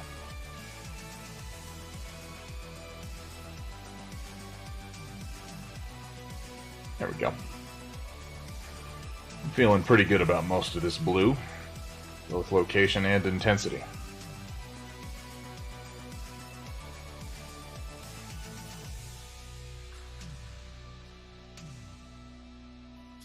Oh, maybe not on the hand. Maybe the hand needs to be a bit more intense. It's looking pretty washed out. There we go.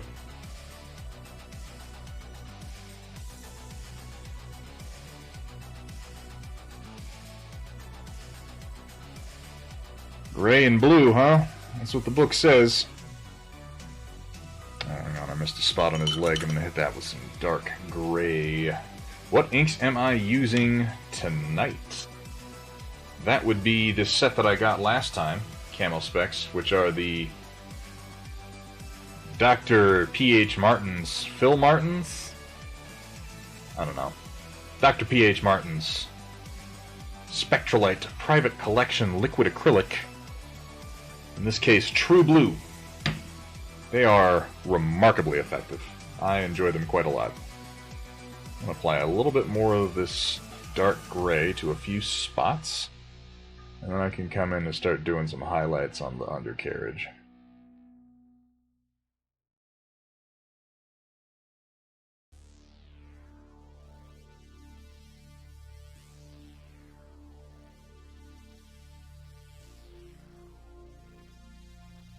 Top of the missile pack looks slightly lighter.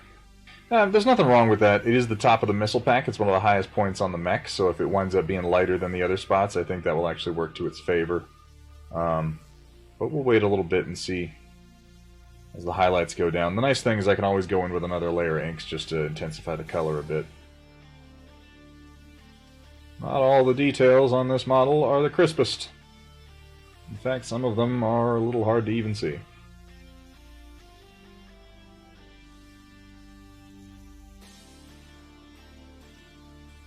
I think you're right, though. I think just a little bit of blue right now is going to save me some headache later.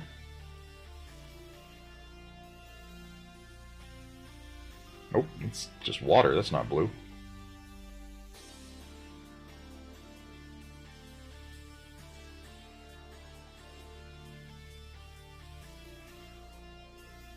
Mostly I want to make sure I get that edge so I'm not leaving a white edge.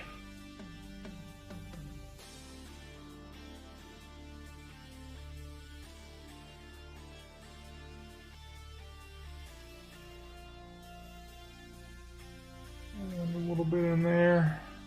Don't let it pool too much. Yeah, that's better. I think I'm gonna do the same right here, and it'll all match up nicely.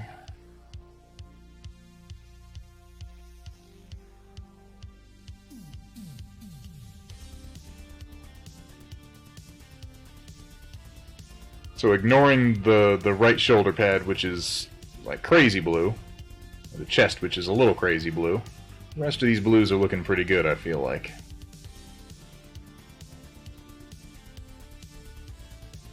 Highlights are gonna help, certainly.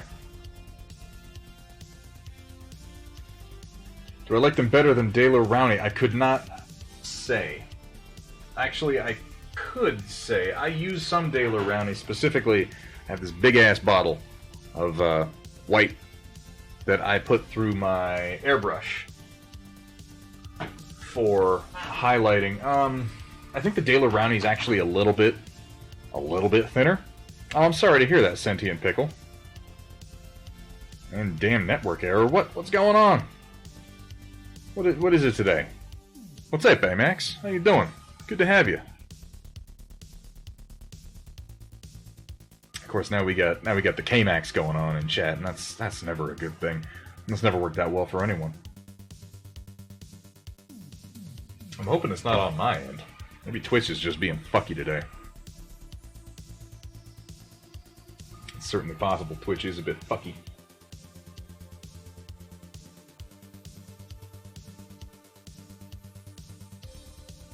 Mix up my undercarriage highlight.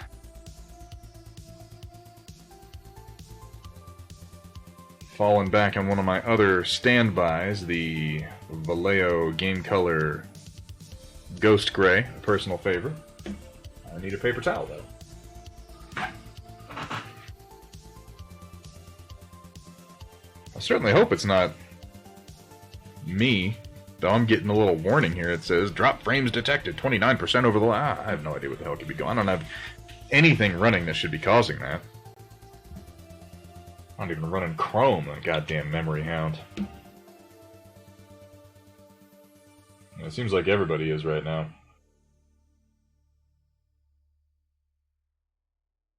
Well, today's going to be a short stream anyway, fellas. I'm probably going to go for about another hour, just because I've got a couple of things I absolutely have to get done tonight before it gets too dark. Well, with spring upon us and all. Well, I'll make it up to you. Keep things entertaining. We'll have a good one on Thursday. And then we'll have some actual BattleTech being played next week. That'll be exciting.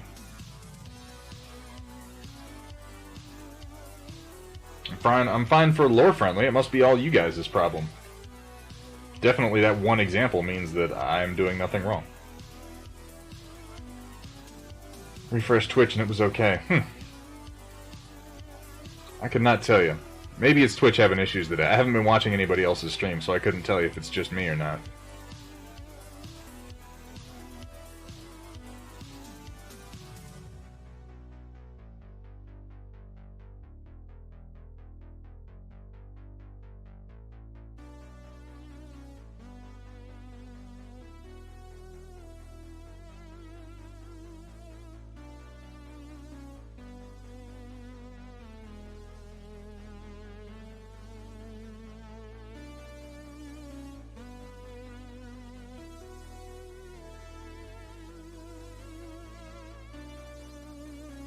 There we go. Trying to push my highlights on the undercarriage a bit more today because they've been not as stark as I would like on some of the previous Rampart Company mechs.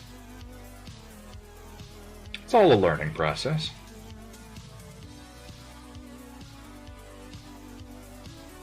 So I'm going a little bit brighter, and I figure I'll use a black wash to maybe even out some of my tones if I'm not totally happy with them.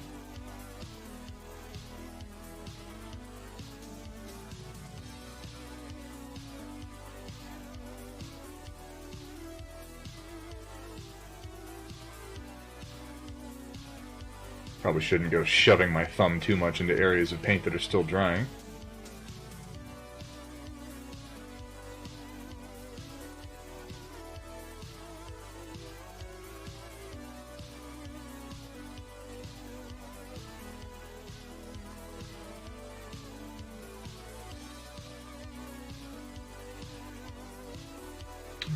The backs of the knees. These are pretty easy because they're segmented already.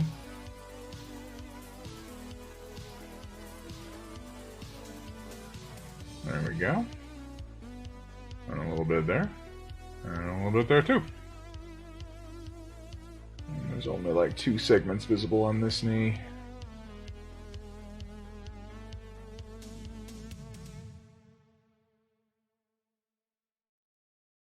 There. That went a little thick. Oh, and then I did it again. Hooray! Nothing for fixing a mistake like making the same mistake right over top of it. I'm afraid to leave to check, because you might not be allowed back in. You die in the stream, you die for real.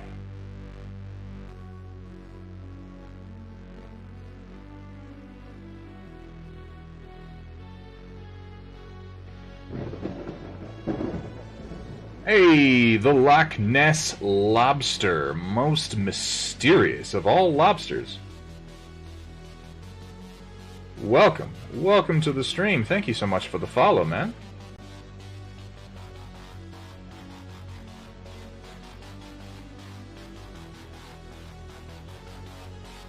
Alright. Inside of the hip up here and the other knee.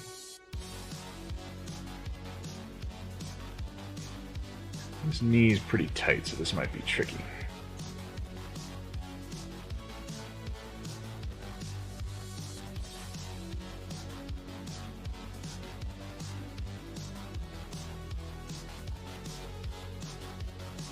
I cannot even begin to articulate how much better I like this camera position than what I was doing for the last God knows how many times.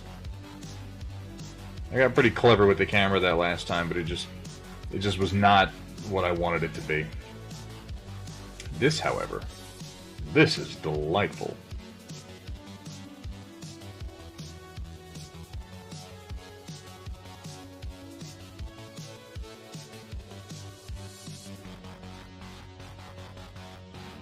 And is letting me be more precise than I have been painting on camera before. Which is a relief. Because I've been a little sloppy recently. A little sloppy. God knows I don't abide sloppy or lazy painting ever from anyone, especially not myself.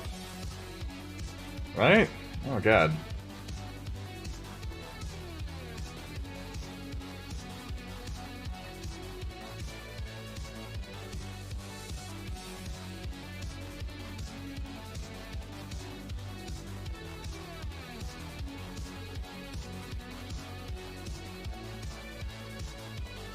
we go.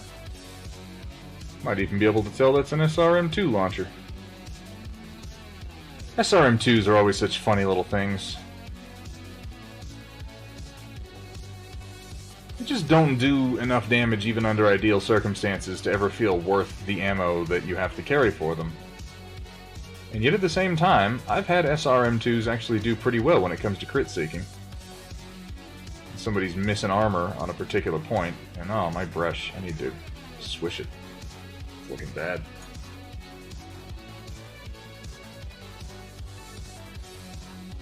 And we only need the pupper can. Yeah! Yeah, it's on the list. It's on the list. One day at a time. One stream at a time, as they say. As somebody says. As I say. It's a saying. I just coined it.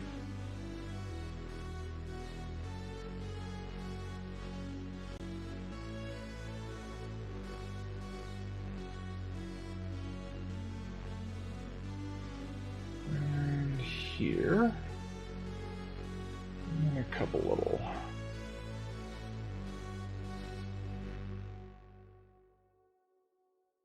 quick and dirty texture marks.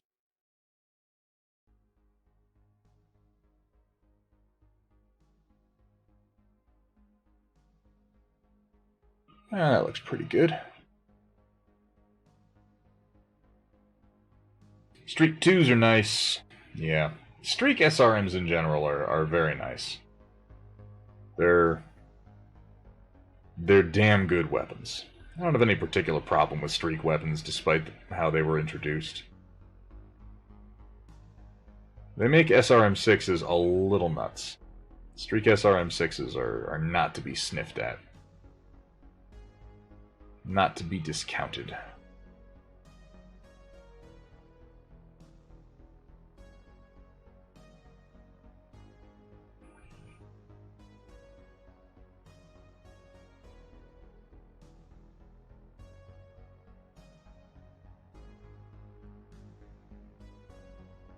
I want to talk so much about Castlevania Season 3, but everything that I want to say is so laden with spoilers that I can't bring myself to do it, even if there's somebody in chat who would know what I was talking about.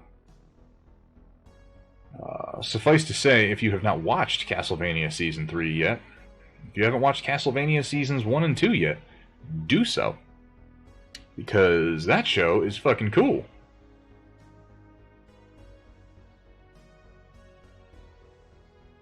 If you're asking yourself, what the hell is Castlevania? Well, it's basically a video game equivalent of having an acid trip in a Spirit Halloween store. With an absolute nonsense storyline to do with Dracula. And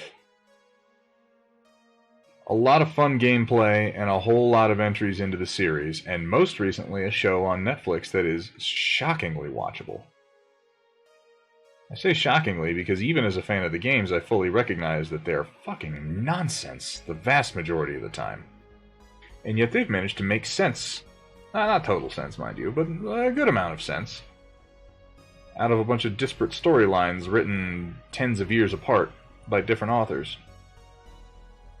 And the animation is incredible. The animation in Castlevania blows my mind every time I see it. Don't know if I'm ready for another man with a whip in my life. If Trevor Belmont wasn't already a part of your life, then you were doing something wrong. You should be the man with the whip.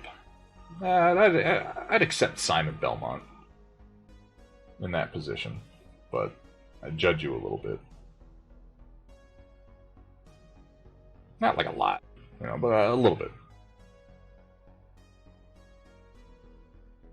I was probably going to do that anyway, though, to be fair.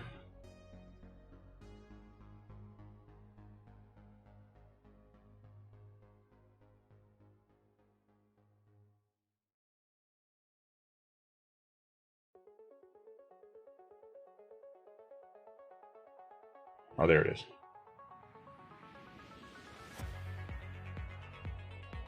Paternal grandmother's maiden name was Belmont. Oh, shit.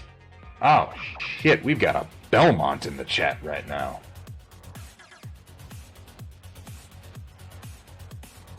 Can't escape that name.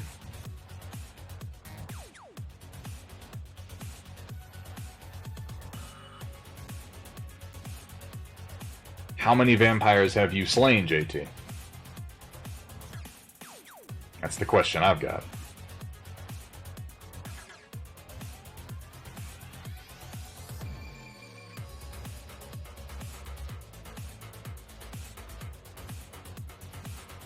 Oop, don't break that. That is a fairly delicate piece of resin.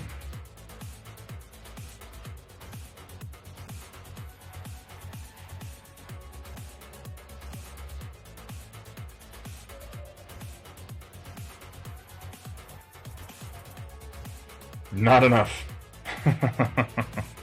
Oh, am I off camera? Well, considering how often that happens normally, that's not bad. That's not bad.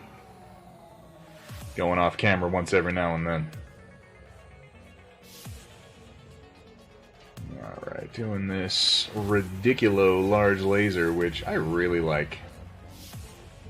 I am a fan of this that, what's his name, made. Brian O'Connor, over on Battletech 3028, I think the group is called on Facebook.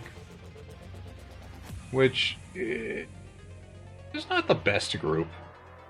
There are better groups, but there are some really good guys over there doing some good work, too.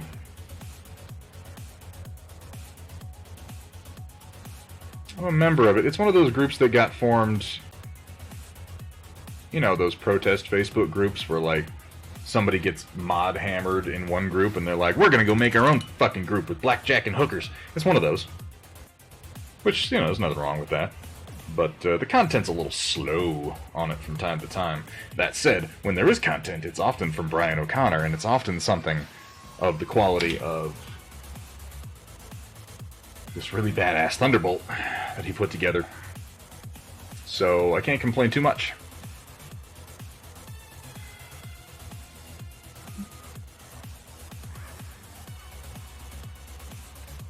What's got a silly shaped Berg? The laser? Yeah, it's ridiculous. It's absurd, but it's the throwback to Dougram, which I am a sucker for.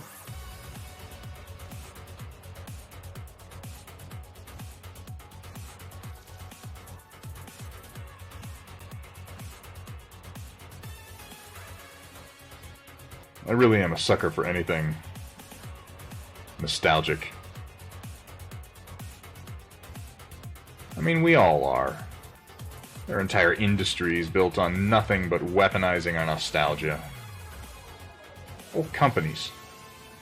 That's all Disney is, as a company, is a engine to take your nostalgia for your childhood and turn it into money for somebody else. That is the core of what Disney is. And that's why I laugh when I see them making moral stands against anything, because the only moral they believe in is cash.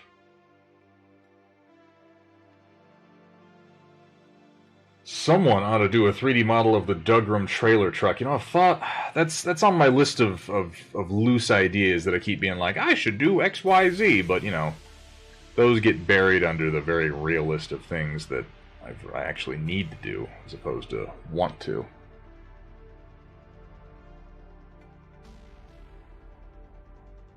If nobody does it, I'll probably get around to it at some point, God knows when. But if somebody else were to do it, I would paint it up lickety-split. A phrase that I do not understand, but I use it regardless.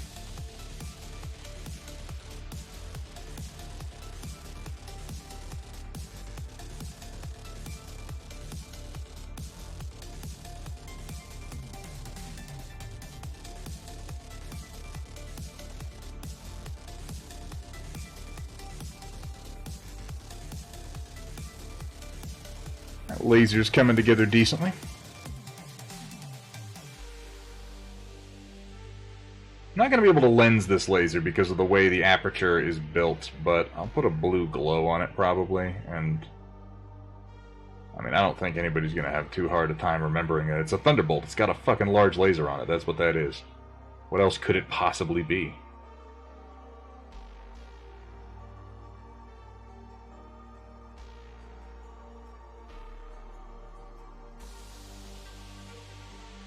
lickety...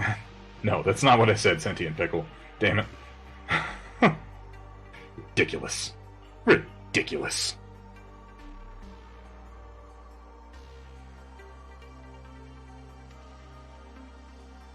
That is a completely different phrase, and that one doesn't confuse me at all.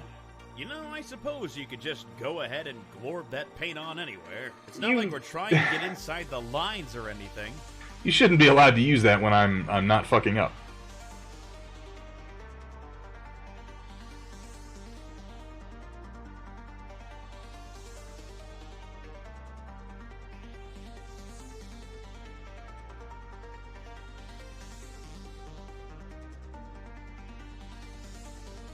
Well, you're here for real this time, Amax. You were here, like, for fake before. She was just like, well, I'll stop in. I'll be like, hey, I'm here, just so that, you know, Thunderhead doesn't feel too ignored. A little boost to my morale, knowing that Amax is here, but then really you're just gonna piss off and lurk. I see how it is. It's cool. You got more important things to do, don't worry about me. I need more water on my wet palette. It is drying out, and that is not good.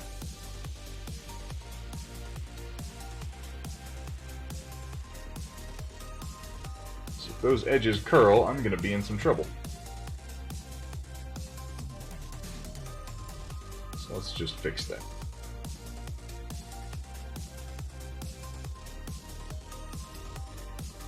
More moisture. All around.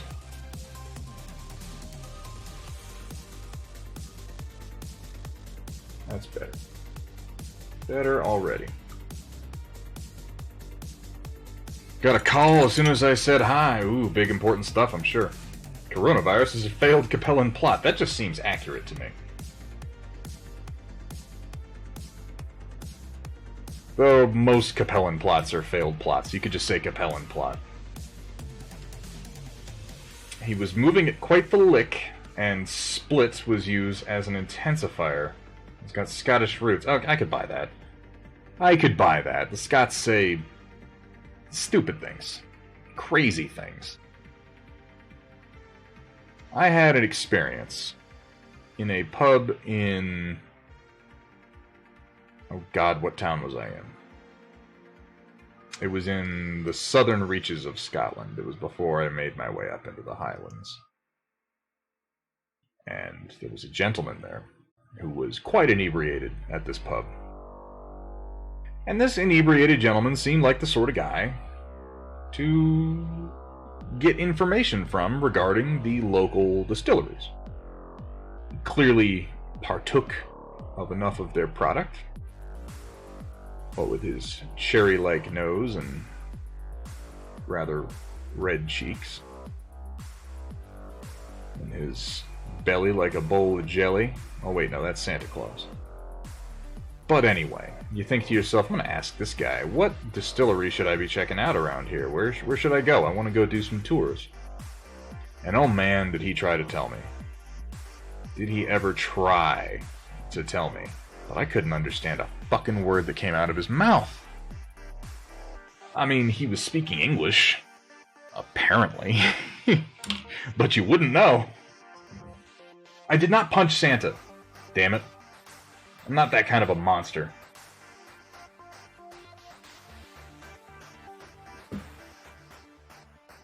Yeah, OTR Wolfdog, you should take a picture of the flatbed that used to haul Dugram around in and post it in the Discord. Verg, if you felt like making that Dugram trailer large enough to actually put a mech figure on, that would be fucking amazing. I love that. It's a really simple flatbed, but it has some iconic design features, and it has some serious nostalgia.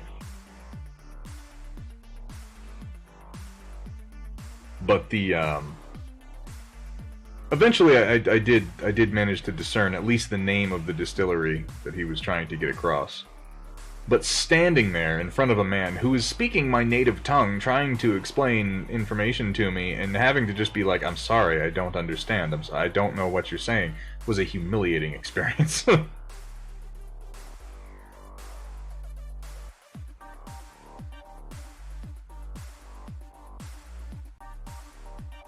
he was cool about it, at least. I think he realized that I was, you know, American, and thus wholly out of my element. And he did direct me to a pretty excellent distillery, to his credit. Eventually, once I figured out what it was that he was trying to say.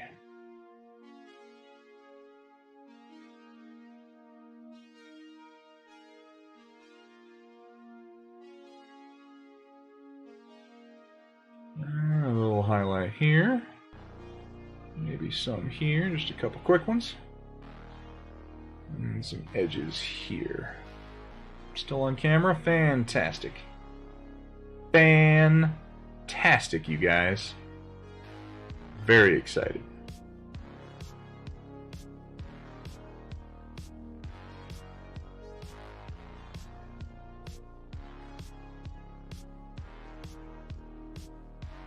And a little bit on the back end. Oh, nope, that's too much.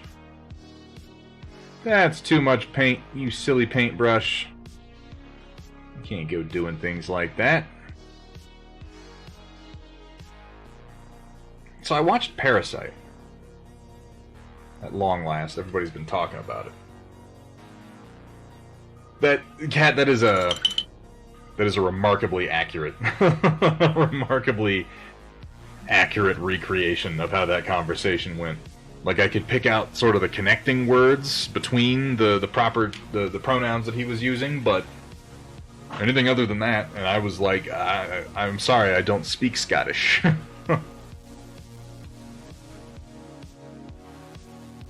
For Gadarung, it's like a random list, and the station is just synthwave, so I don't know who curates it, but yeah, it definitely has some issues. I try to, when there's a song I really don't like or that doesn't fit with the rest of them, go in and give it a thumbs down so it doesn't pop up again, but that large laser's coming together decently. I like the big large laser on his arm. I like it a lot better than the Thunderbolt model. There's one or two issues on it. I think my biggest issue with it is that the large laser that is on his right arm on the basic model is just, I don't understand it. It's this big box with a tube sticking out of it. I'm like, I don't know, it looks awkward, it looks under-designed, it looks undercooked, it looks like a placeholder asset you would put on something before you got back to it, you know? I bet you like those big, large lasers. Cat, you know me so well.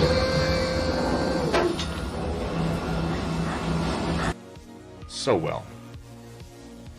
Let's follow that up with the old...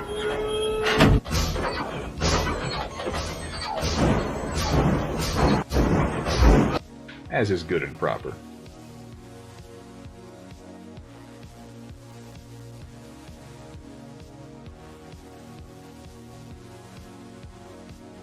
There's not much detail on the fingers, so I'm going to try to kind of sketch in some knuckles on them. Oh, just screw that up right away, why not?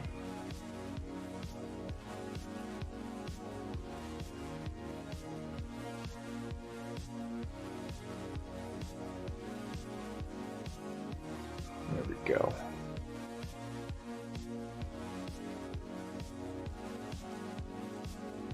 I think that will pay off in the end. Like them lasers thick, bitch.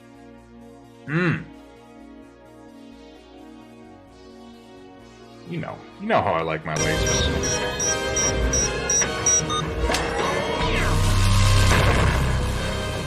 Green and reflective. Wait. Yeah, okay.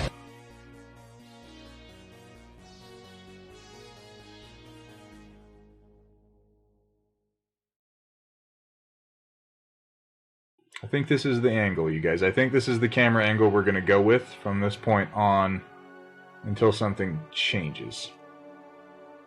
Because this is working for me, and if it's working for you, if everybody's happy, then I'm just stoked that I've landed on something. So my camera angle has been a source of somewhat constant irritation for me.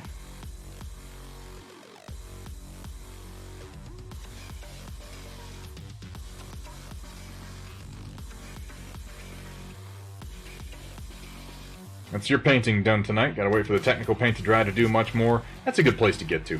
Bionic Sheep, the best place to get BattleTech minis depends on what you want to get. There is Ares. They carry a lot of different people. If you're looking for official BattleTech minis, I think the only option you have is Iron Wind Metals. Or Catalyst Game Labs box sets, obviously. If you're looking for something from like the Strato Miniatures range, I will shamelessly recommend Steel Warrior Studios. I don't actually get anything from you buying Strato Minis through Steel Warrior Studios, but I love it when people look around on Steel Warrior because I've got a lot of stuff for sale there. So, that might be a little selfish of me. You know, take my advice with a grain of salt. And then give me money. Take that salt and turn it into money and give it to me. Was that too direct?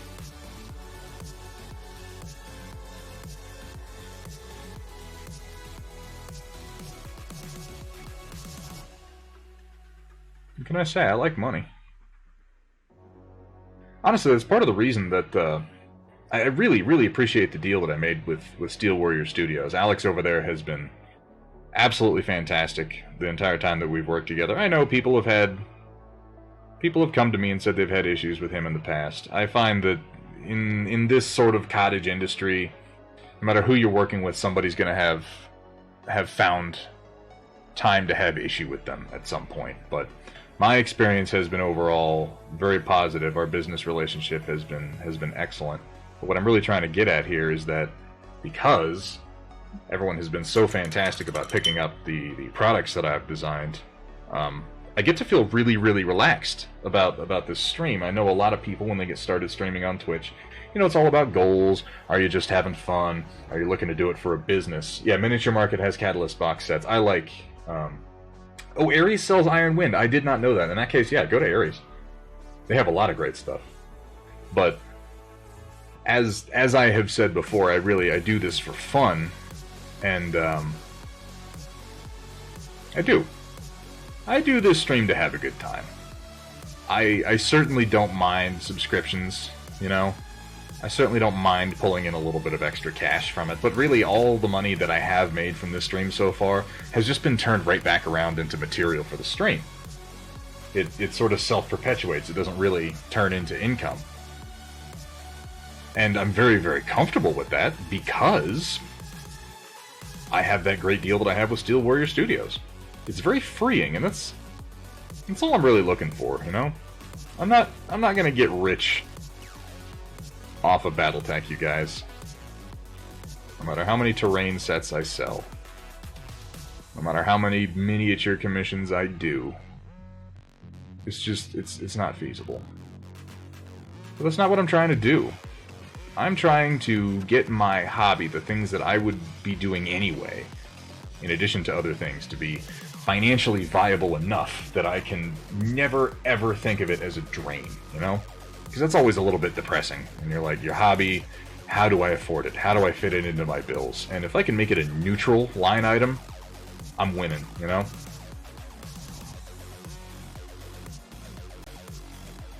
And, you know, if you guys are entertained watching me, if you guys like the quality of my work and enjoy the content that I create, then it's fantastic, you know? It's validating, but it's also, it makes me feel useful, like I'm providing something. Free feeling of hair fluttering in the steel breeze. Yeah, McBee is, of course, right. My real money comes from my OnlyFans account. It comes from the nips. It's gotta be sexy, you know? It's gotta be sexy, otherwise I don't eat. What's up, McBee? How you doing? Good to see you, man. What are you up to? Kat, would you drop a shout out for McBee for me? If you guys don't know, McBee over here is a real cool guy. He is just a straight-up variety streamer. He's usually on late at night. Oftentimes, he's the stream that I will go to just to hang out and unwind and bullshit for a while. He's a real dude. He's a straight shooter. He's super fucking nice. He plays some pretty cool games. He hangs out. He plays darts. He does cooking streams. You'll find me there a lot of the time late at night.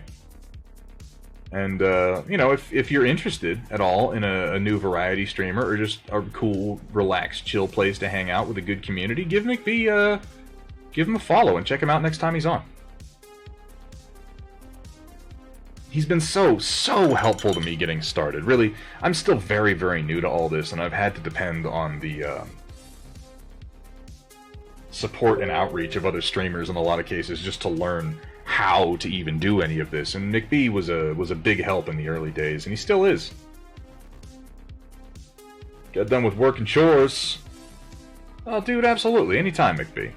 All the time I spend in your stream, the least I could do is toss you a fucking... I mean, literally the least that I can do is order Cat to throw you a shout-out. I mean, gently suggest and request that Cat throw you a shout-out. That's of course what I mean.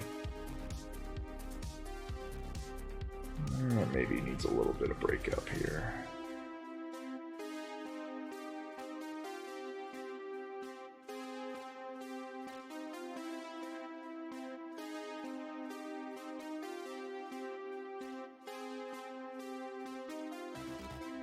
I would say give one to DLG, but he never stops in to say hi to me. Oh, no. No. I would say throw a shout out to Amax, but she's not streaming yet. What the fuck, man? When you get a stream, Amax? You just got a new rig, didn't you? I saw that new rig. You were asking people what to name it. I'm gonna name it Mud if you don't fucking stream something.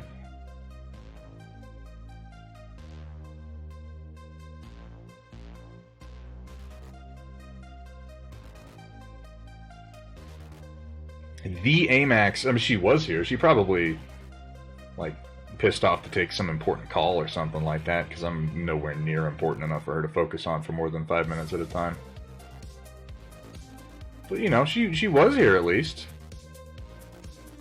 And, of course, Cat's here, so we got the whole K-Max effect, which is just a nightmare. Just a nightmare. Climax. Oh... I like that. That's good. That's just her ridiculous sense of humor, too. It's just profane enough to tickle her fancy. I'm going to suggest that.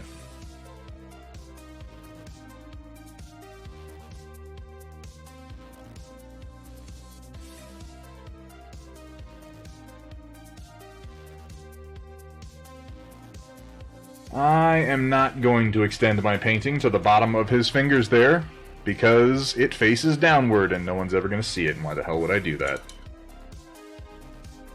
Gotta whip out the nips. It's true. If I pop my shirt off right now, Amax would pop out of, like, a closet, like, what's going on? What's up, guys? Somebody getting naked? That's what she literally sounds like. That's a perfect impression. I'm going to enjoy this while she's not here, because I'm pretty sure she'd yell at me if I made fun of her while she was here. And then she'd, like, ban me from Daylight Gamer stream or something, and then I'd cry and cry and cry.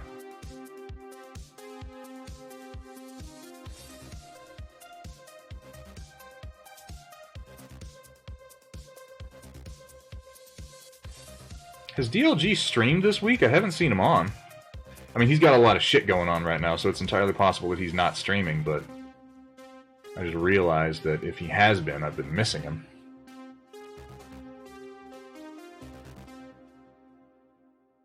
Whereas, like I said, he's got a lot going on in his life right now, so if he is not, I would understand that entirely.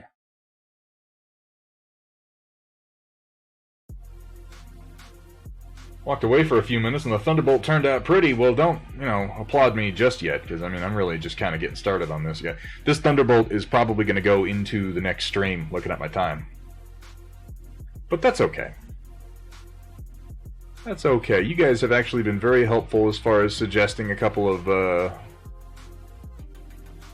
panel colorations so far. And, you know, the more you take the decision-making off me, the more I can blame you when things go wrong. So, there you go. I'll be like, that shitty-looking Thunderbolt, it would have looked amazing. It would have looked amazing if it weren't for my viewers. God damn it. What? Ah, shit. And that way I never have to deal with the possibility that I'm terrible at painting. Really, my ego is surrounded by concentric circles of well-planned defenses. I don't know if it's even possible to get through and wound me on an egotistical level. I shouldn't say that, you'll find a way. Someone in this stream will, like, clip me farting or something and then post it on my personal Facebook, and I'll be the laughingstock of all the kids at school.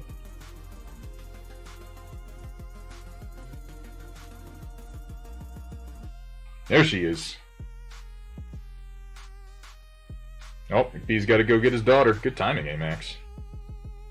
Pretty damn proud of myself today. I made you something really cool. Oh, you did? I'm not even using it. Well, I'm babbling and looking at chat, but... yeah, Kat made this pulsating, throbbing, hypnotic focused sign. Oh god, I just want to stare at it. It's kind of ironic, because I'm not focusing at all, except on the focus sign. All glory to the Hypno-Toad. But yes, that's pretty excellent. I'm gonna try to, like, I have to remember to use it. So I would say, Kat, give me a couple of streams, you know, to remember that it's there. But I think it's a great feature. I think it's going to be really helpful, because I hate it. Guys, I hate it when I'm focused on my painting and I come back and I look and somebody's been asking me a question for like 5-10 minutes. And I'm like, what's going on? What's happening? Is there a chat room? Duh, duh, duh, duh, duh, duh, duh. No, I don't want to be like that. I like chatting with you guys. And I'd like to give you my attention. But I'd also like to paint things. So I think this is a happy medium.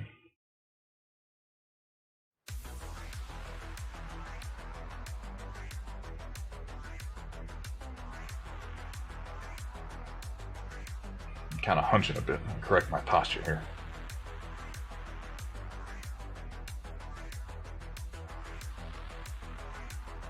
That's not the highlight I wanted to do, but it's the highlight I'm going to have to live with anyway.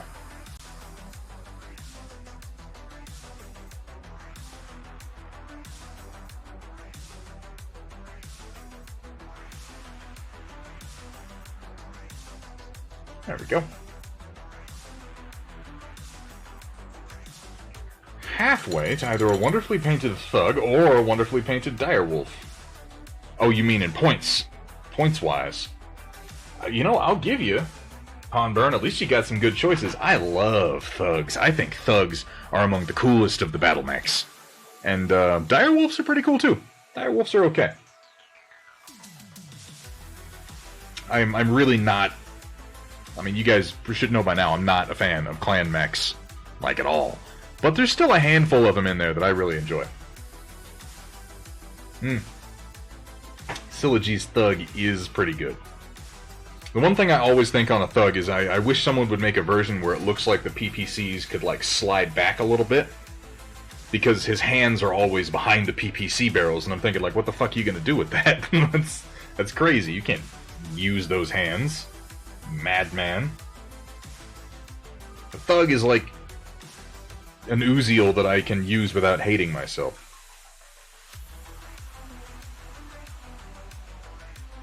I will admit, as far as clan mechs go, I do like the Uziel, you guys. It is a cool looking mech. Happy medium matte or gloss? Oh god, sentient pickle cat, kick him out of chat for... No, I'm joking, don't do that. That's a terrible joke, though. Good God, man. Kurita Thug. Right meow, huh? You know, guys, okay, from now on, this is a rule. I know you pretty much do it anyway, and I pretty much snap at you guys to do it just about every time. But if you're gonna be in this room when I'm painting, and you're gonna be like, I'm working on such and such, pics. You post that shit in the Discord, I want to see it. You can't just come in here talking about painting stuff and not show it to me. That's crazy talk. With that effect with a thug with a pair of snub-nosed PPCs. Hey, McBee, welcome back. You could. I feel like if you put the PPCs in such a way that they had like a little rail under them, so it looks like they could slide back and forth, maybe. But maybe I'm getting crazy. Maybe I'm talking fucking nonsense. Still learning this Twitch thing. Are you in the Discord, Matthew Steiner? Kat, would you plug the Discord for me right quick? Just in case. I'll take a look at the Syllogy one, because maybe my mental image is all off. Yeah, Pawnburn. I mean, that's the thing. The clans are old enough that they did not escape all of the goofy-ass designs from the olden days.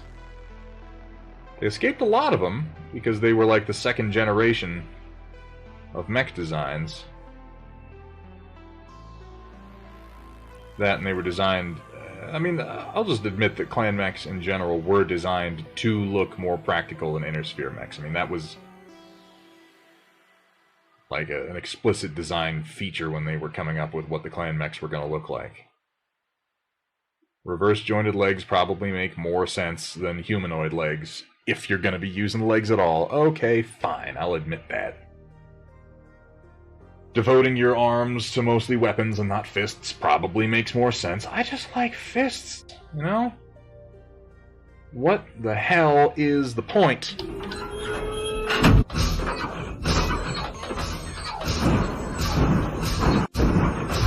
If you don't got them fists. Thanks, Carla. I'll take a look. I'll have a look once I wrap this up tonight.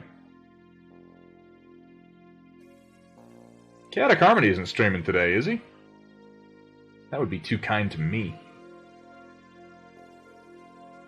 God knows Cat Carmody doesn't do anything nice for me, ever. Nope, off camera there. Still, the number of times I've found myself off camera today has been drastically reduced.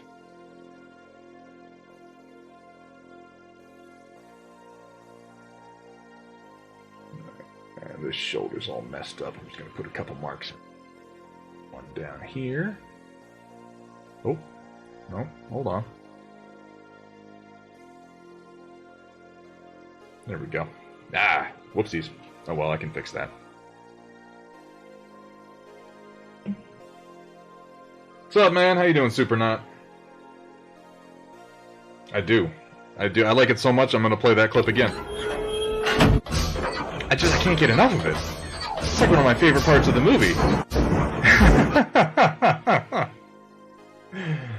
Oh, it's ridiculous.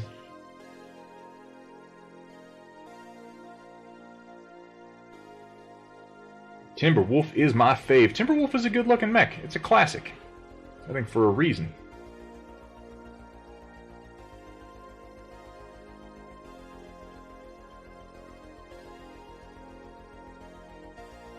I'm still a big fan of the Uziel. I think the Uziel is one of the best looking clan mechs. But then the Uziel has the advantage of being fairly simple and low polygon as far as designs go, and I was introduced to the Uziel in MechWarrior 4 when a lot of the Inner Sphere mechs just looked goofy as shit.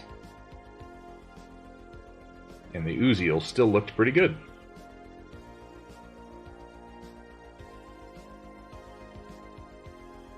I hate painting these LRM tubes. I feel certain there's an easier way I could do it, like I could probably just dry brush them, but for some reason I insist on coming in here and hand detailing.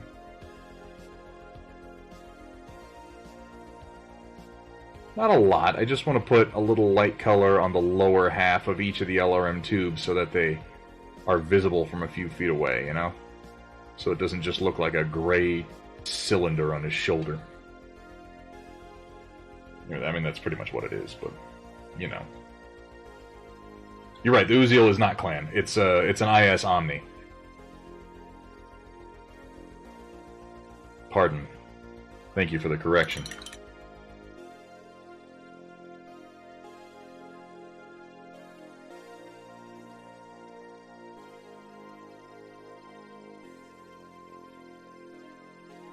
It's a good-looking mech, though. Pick of the Thug on the showcase? I'll take a look here in a bit, man. Is that you're painting the Syllogy Thug, or are you painting an IWM Thug? I mean, knowing you, it's probably a Syllogy Thug, but I figure it's worth asking. Knowing you, as I definitely do, super duper well, right? We're basically brothers. And not just internet acquaintances at all.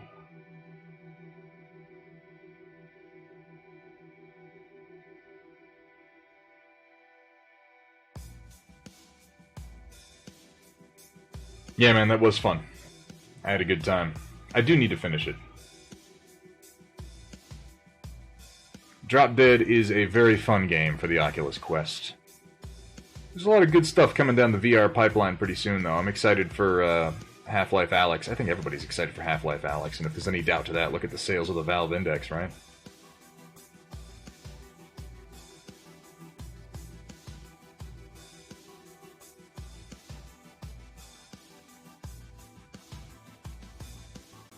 The Valve Index sales are like crazy right now. You couldn't even find them for a while. And it pretty much blew up right when they announced Alyx. Which does look like a great game. It does. Yeah, that's decent. You can actually see the missile tubes fairly well now. That's something. Gotta bail. Alright. Well, hey, thanks for hanging out, Colonel Matt Steiner. Always a pleasure to have you around.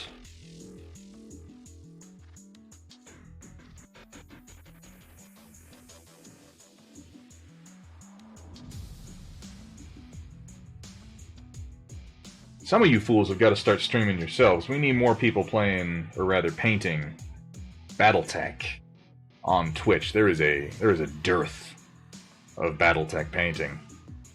I rarely have anyone that I can raid who's doing something exactly like what I'm doing, even though that's what I want. What I want is to raid BattleTech painters.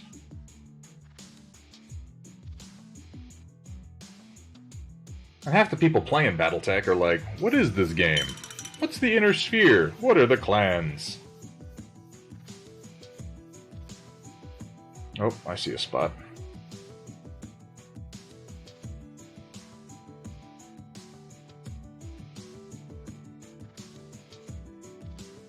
There we go.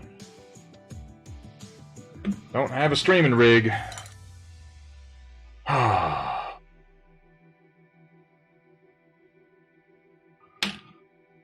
More people.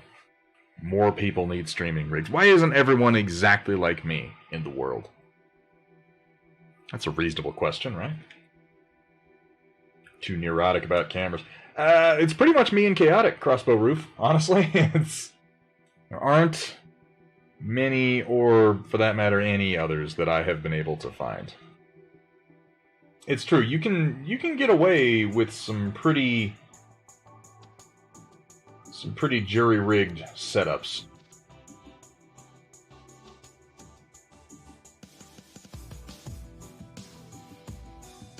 And I mean, technically, you don't need a face cam. I mean, I have one. Mostly because I just want to force you people to look at my face while I paint. That's the price you pay. Because most of us are sane. Yeah, Flavolicious, by the way, welcome.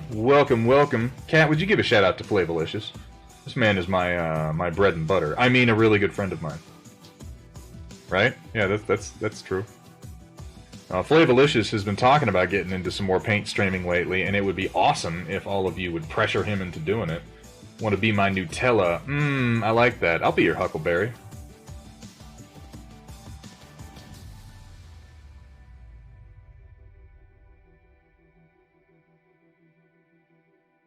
Look, if this conversation gets more about how you feel about something, I'm gonna have to start charging you 50 C-bills per hour so I can listen to it. Every time I hear that, I maintain 50 C-bills sounds reasonable to me. For therapy? Shit, man, that shit's expensive. Flavolicious with the fucking suspicious Cyclops over here.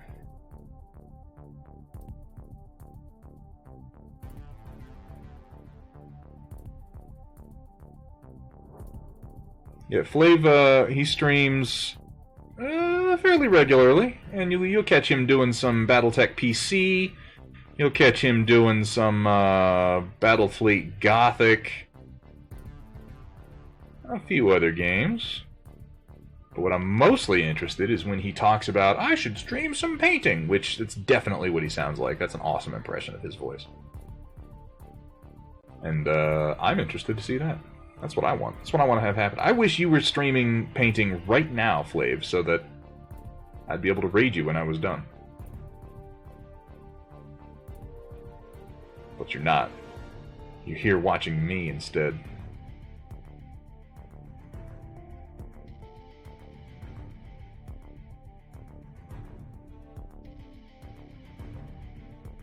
I don't know the exchange rate on C-bills, if I'm being honest.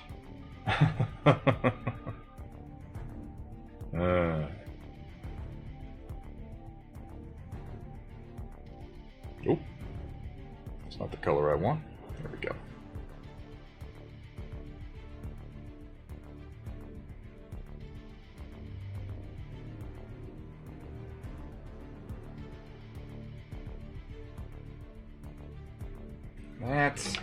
It's not bright enough.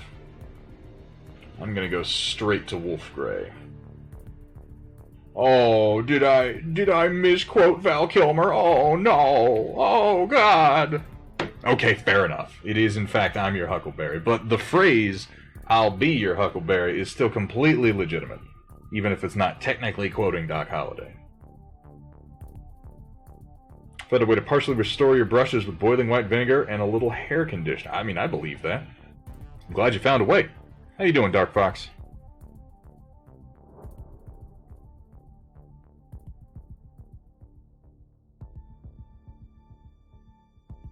What the fuck is going on with this music? This is like... so... yeah, go away. Something a little more upbeat. Okay, not that upbeat. Huh? No? Do something else. There we go.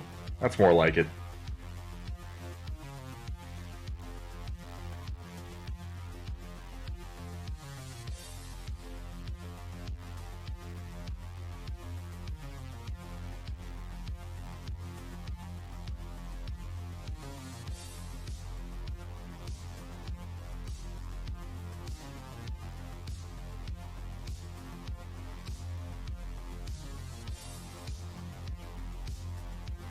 There, that's more like the color I want.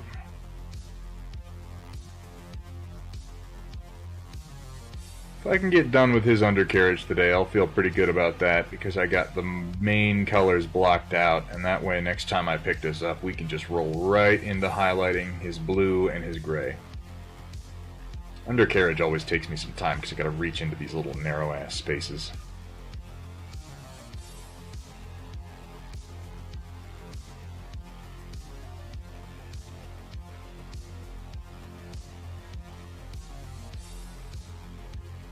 Yeah, there we go.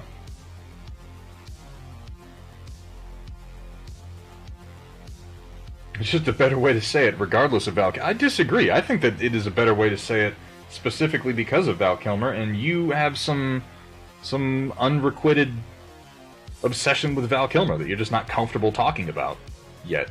And you know, that's cool, man. You don't have to. I get it. Val has the key to your heart. It's understandable. Val Kilmer was a handsome man. I say was because he kind of blew up like a beach ball in the last 10 years.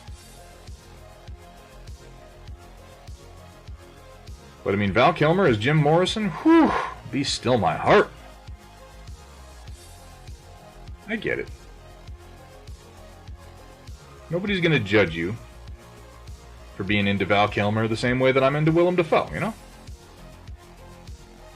Speaking of which, I've started pulling some Dafoe clips together to add to my little clipboard. And it's going to be interesting. I haven't got them set up yet, but I have picked a few of them out. Some winners. I'm going to enjoy that. Val Kilmer in Real Genius. God damn, I love that movie. I really do. I think Real Genius is a whole lot of fun.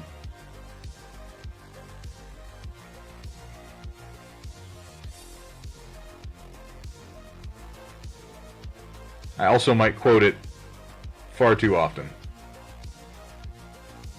I might.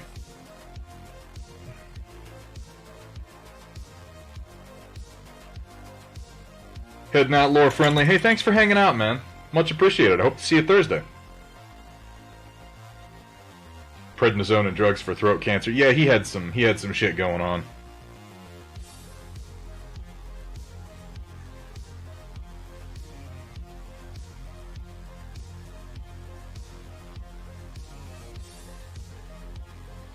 Given my obsession with fisting. I'll just own it. I don't even care.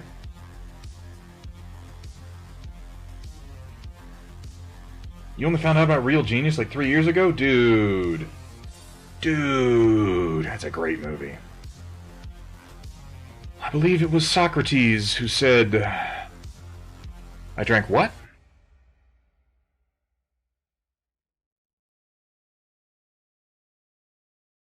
Sudden silence. Sudden silence.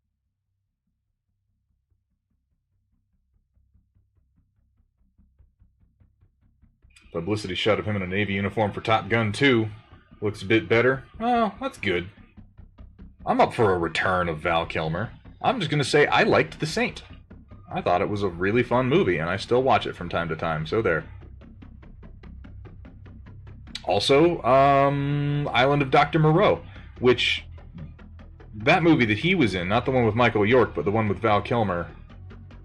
I don't know if you guys have watched, like, the making of that movie, but that motherfucker went crazy on the set.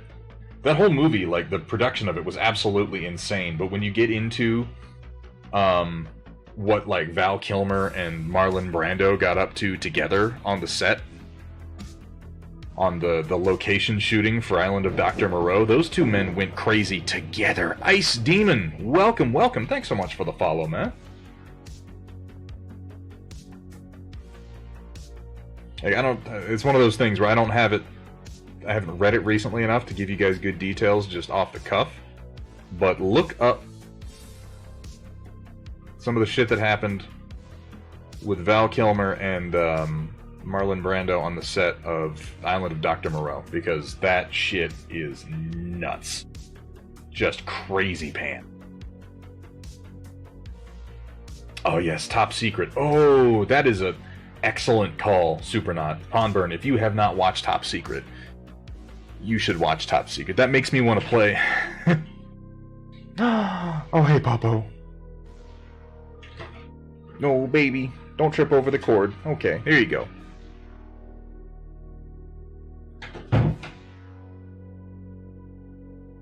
That makes me want to play some of Val Kilmer's songs from Top Secret. I wish I had them queued up. I guess I probably could do that. Let me see. No, I'm not gonna do it. I'm not gonna do it. You have to go watch Top Secret. I'm not gonna play How Silly Can You Get, no matter how much I want to hear it right now. Mini down, dog up, Ponburn.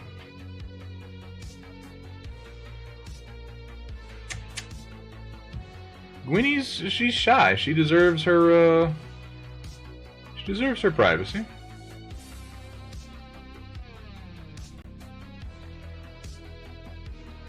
I say as I contemplate putting a camera specifically on her as she sleeps, because I'm obviously so concerned. Hang on, I want to get this part done at least.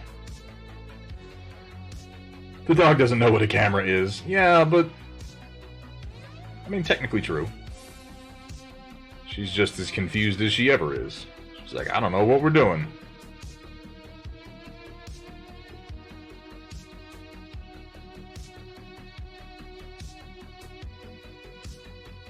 She just came in from running around out in the yard with the other doggos, having a good time. It has been a nice warm day, too, for the first time in a long time, so they were really out there tearing it up. She usually comes in and takes a nap right after that.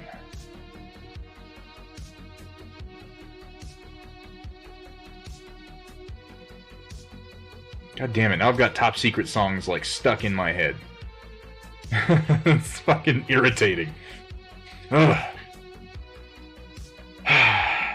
Damn it, Supernaut. I'm gonna end up having to watch that fucking movie again. She's not.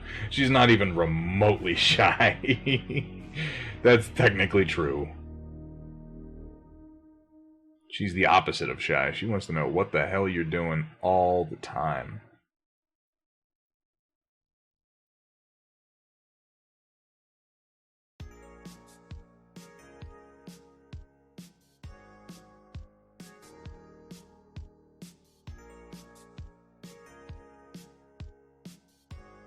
Oh, I don't want to skip over the large laser. I want to come in here and do some detailing on that. So let's start. Yeah.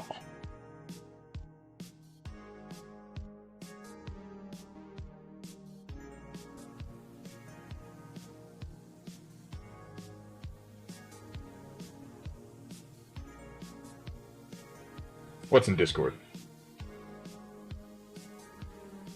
Oh, did you put, like, top secret in Discord? That would be ridiculous. Don't do that. I mean, I guess you can.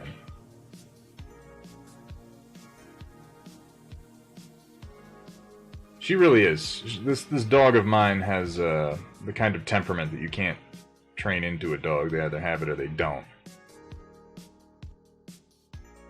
You can train in something similar, but she's just naturally of an incredibly kind temperament.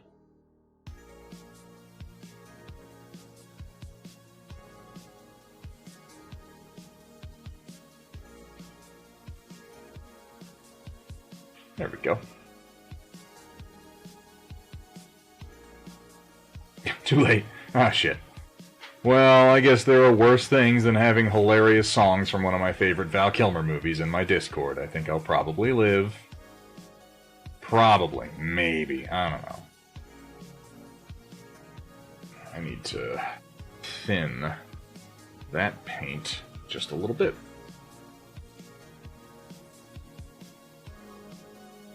I'm glad you're all over that one, Pawn Burn.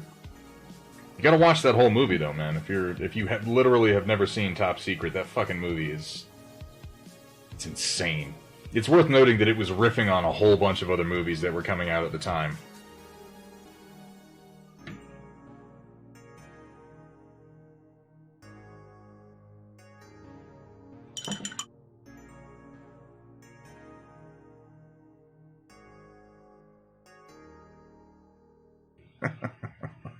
Madness. Large laser, that's what I'm doing.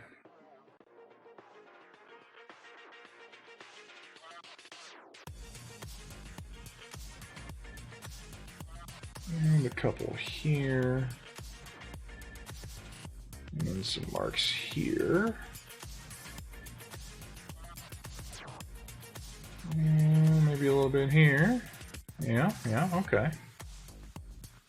Edge there, edge there. And get the handle. Highlight this bad boy up. I could go a little bit more creative with the colors on this guy, but I feel keeping him a bit more subdued will set him apart from the rest of Rampart Company decently.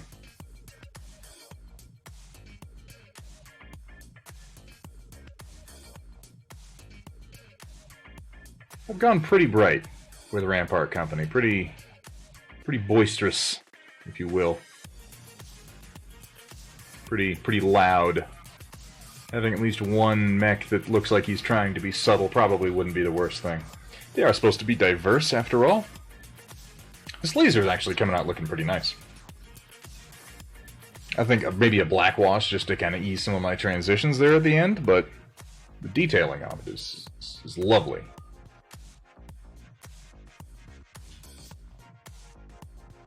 Val Kilmer? Yeah.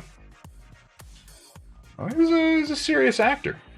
He wasn't fucking around when he did The Doors.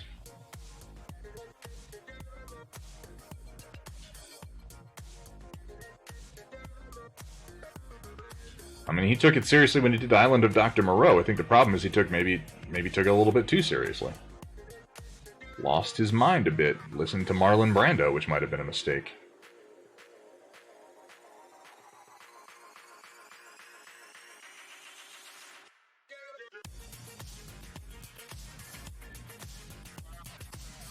Naked Gun. I was a fan of Spies Like Us, too. I always enjoyed that one.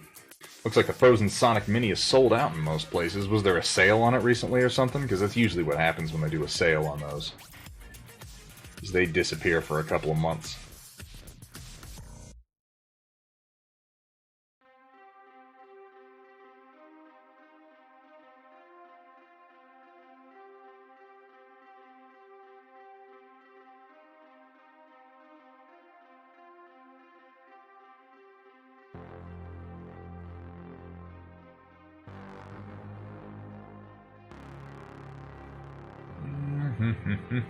And a bit right here.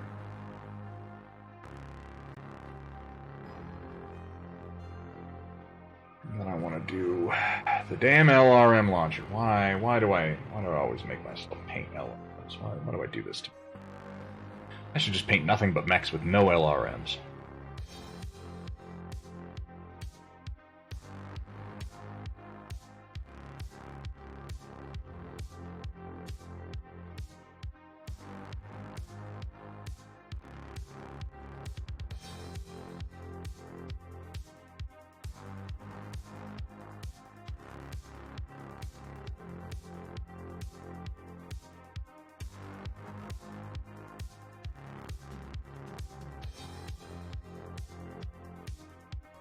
Something's missing on this vent, and I can't quite put my finger on what it is.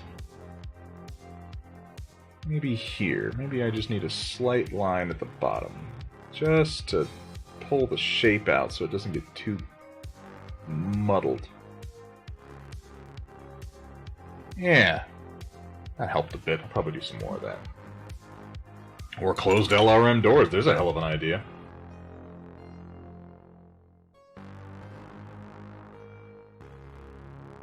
Oh, did Michael Bain say that? That's pretty interesting. Never met Val Kilmer while he was shooting Tombstone because he never broke character. Yeah, I've heard that about, like, that's just Val. You know? He really buys in hard when he decides he's going to do a role. And it comes across. It really does. Like I said, in The Doors, he might as well have just become Jim Morrison. There were people who knew Jim Morrison who said that Val Kilmer's portrayal of Jim Morrison was as if he was words are hard, channeling him from the grave.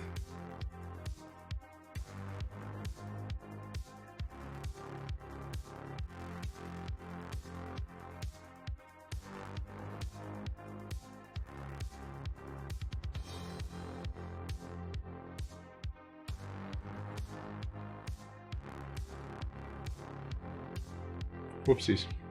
Oh, that fixed it.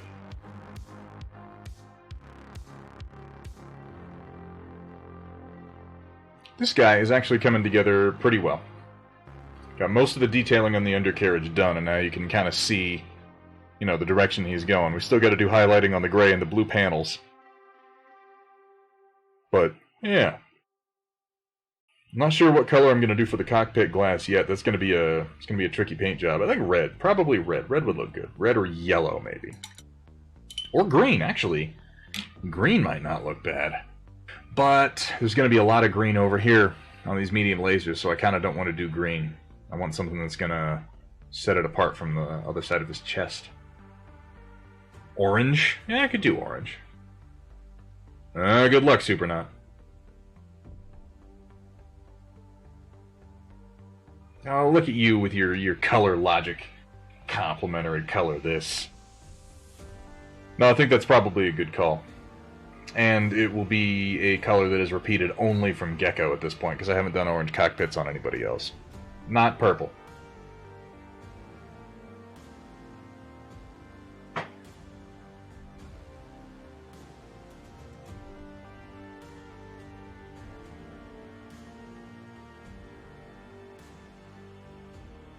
Magenta is just pinkish purple cat. A purple can work on a canopy, Dark Fox, if the colors of the mech are right. I found that it worked really well. We did magenta, rather, on Firehose, and that actually came out pretty excellent. I almost missed his hands, and I want to pick out his knuckles with this highlight color. Oh, it's a bit much.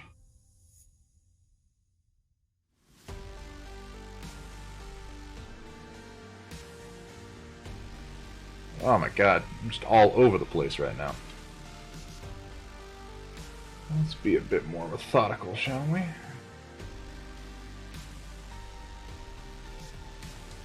Yeah, there we go.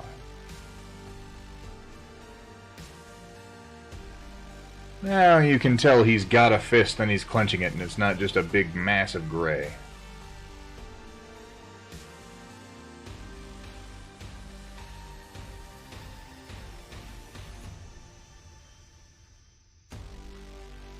maybe a bit over here on some of the high knuckle points on the tip of the finger.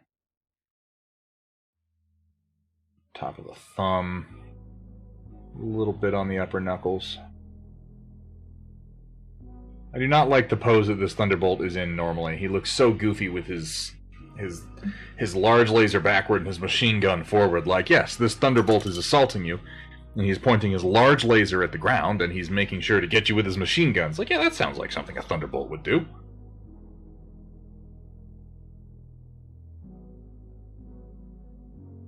Yeah, we did magenta Dark Fox on a largely yellow mech, and it actually came out looking pretty good. Dark Fox, did you see Fire Hose? I've got him right here. This was when I decided I would actually listen to suggestions every now and then, because some of them are pretty good. Oh, this came out decently.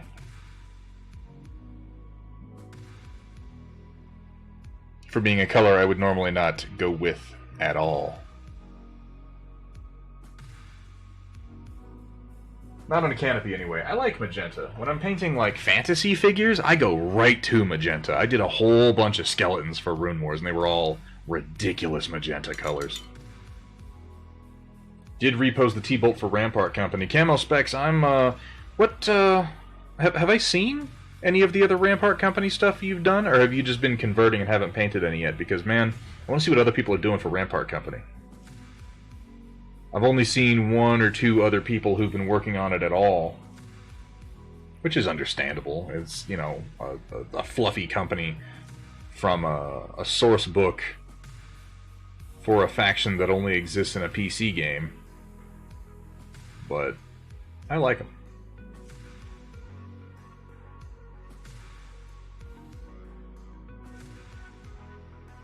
Firehose was my nickname in college.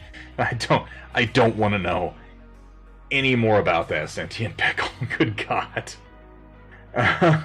Woo! Only modded the mechs, no painting yet. Not at the top of my list on for dude. I know how that goes. The list just keeps growing too. It never seems to get any shorter, even when you complete things on it. I know that feeling. Yeah, you can save that story for any other time, Sentient. Any other time at all. As long as it's a time when I'm not listening. No offense. Aced all my classes in college. Used to call me Ace. Of course, I was drunk the whole time. They called me Buzz.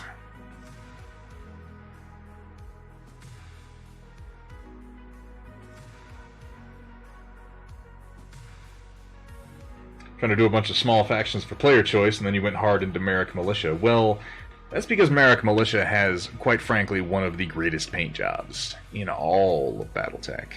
I mean, like, holy shit great, man. I set myself a timer earlier, and I am gonna call the stream at 3 hours tonight, you guys, and I'm sorry about that. I know I usually go for 4.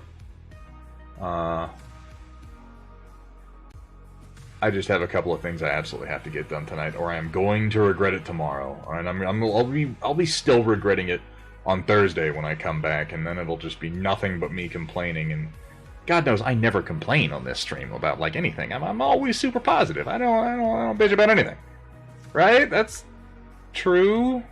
Maybe. No, that's nonsense.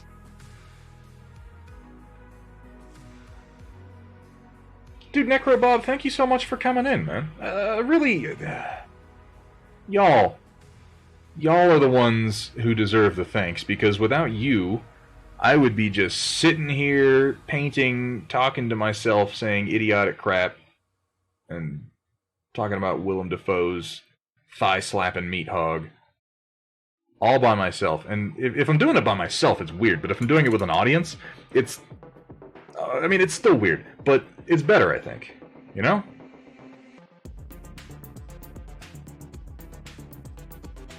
At least if I'm doing it with an audience, I can pretend like I'm just doing it because it's entertaining and not because I'm kind of a weirdo. If I didn't complain, I'd be like, who are you and what have you done with Thunderhead? It would be concerning.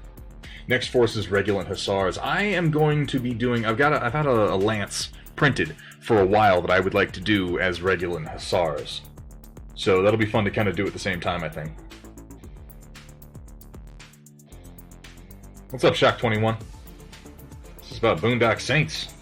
Not specifically, though there is some very, very fine Defoe in Boondock Saints. I would go so far as to say that Defoe is one of the best parts of that movie. Forced compliment on Harmony Gold. Oh my god, what the... what? Why would you spend 5,000 channel points on that? What's wrong with you? Forced compliment on Harmony Gold. Harmony Gold has some very shrewd lawyers. Does that count? Can we call that a compliment? Can we go with that? Does that meet the requirements? You sick, demented person. Oh my god. Yeah, they made Robotech. Did Harmony Gold make Robotech? Yes, Cat, I saw him. Yeah, no, they didn't. They didn't make Robotech. They bought Robotech. Yeah, that's what I thought. Harmony Gold, like I said, Harmony Gold had very shrewd lawyers. Very shrewd. We're gonna call that a compliment. Technically, you could take that either direction. You could be like, that's a good thing, that's a bad thing. They're a bunch of bastards, they're a bunch of bloodsuckers. And none of these statements would be wrong. But they have very shrewd lawyers. They somehow got them to renew that. Yeah, I don't know. What's up, KYC231? Good to see you.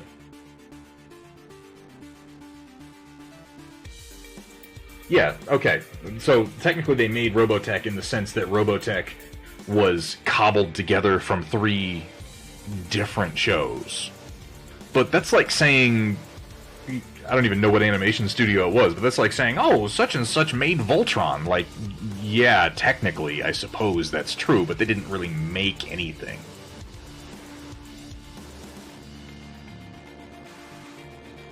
Because Voltron was similarly like 2 different shows jammed together. Oh, I saw one spot I missed I want to get before I put this guy down. Assemble, there you go.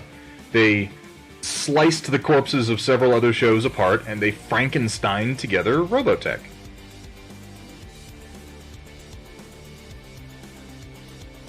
Harmony Gold is a bit like Dr. Frankenstein in that sense.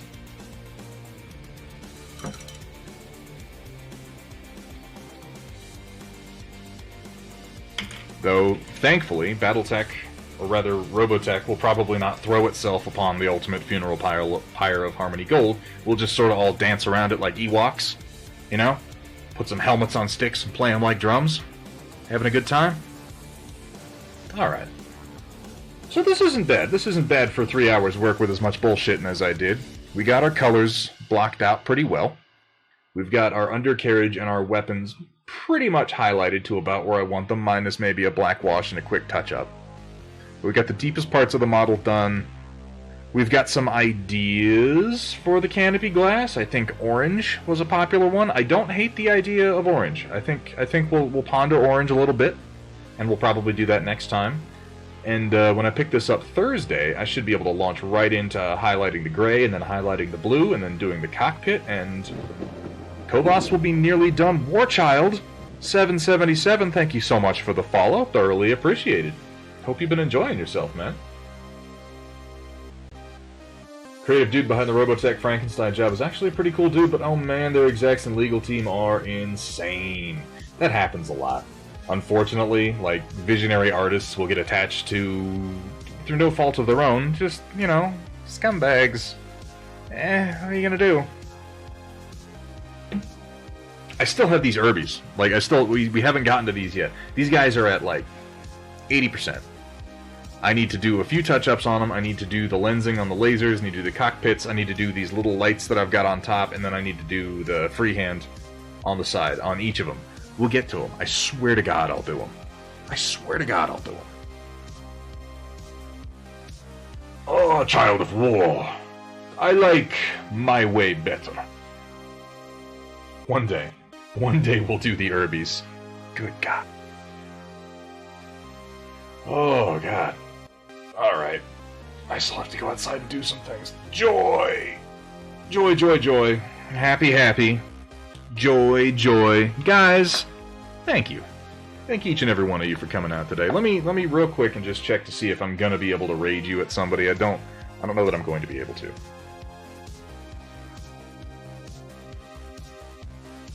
I don't know if anybody's on who is painting. Let's see what we got. GG Lambo, Real McClevens. Sovereign Miniature Studio is on, but he's just playing Darkest Dungeon.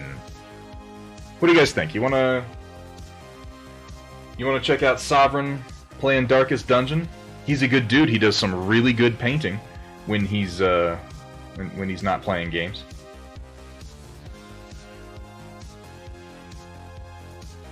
Just let us drift. Just let us into the ether.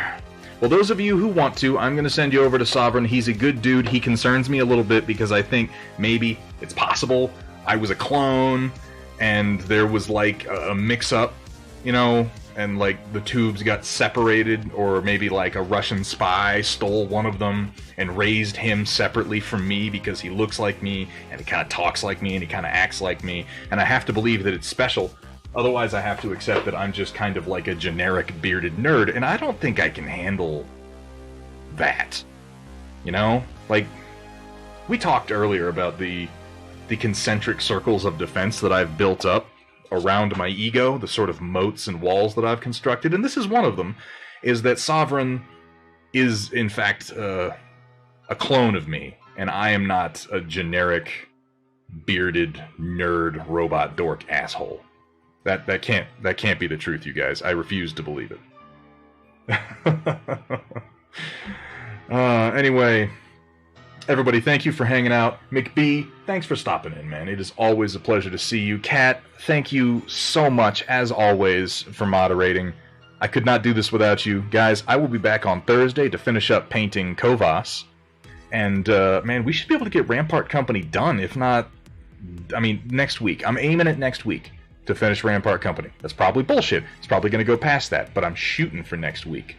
So, you know, you can try to hold me to that.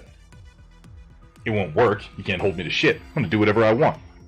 Anything I want. There's a network error. Well, that didn't work. Something went wrong. Try that again later. Let me try refreshing.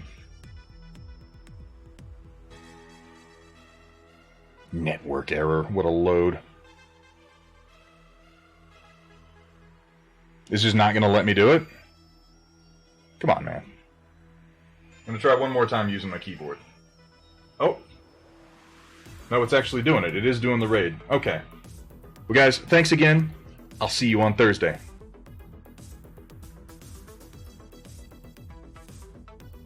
Did it do it?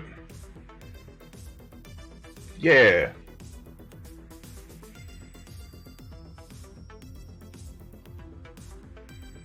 And now I have to actually turn my stream off because, in theory, I'm still talking to the camera because Slobs just doesn't end my stream when I want it to. So for those of you who stuck around for this, the extra, super secret Thunderhead After Dark, it's going to last about 3 seconds and then ends.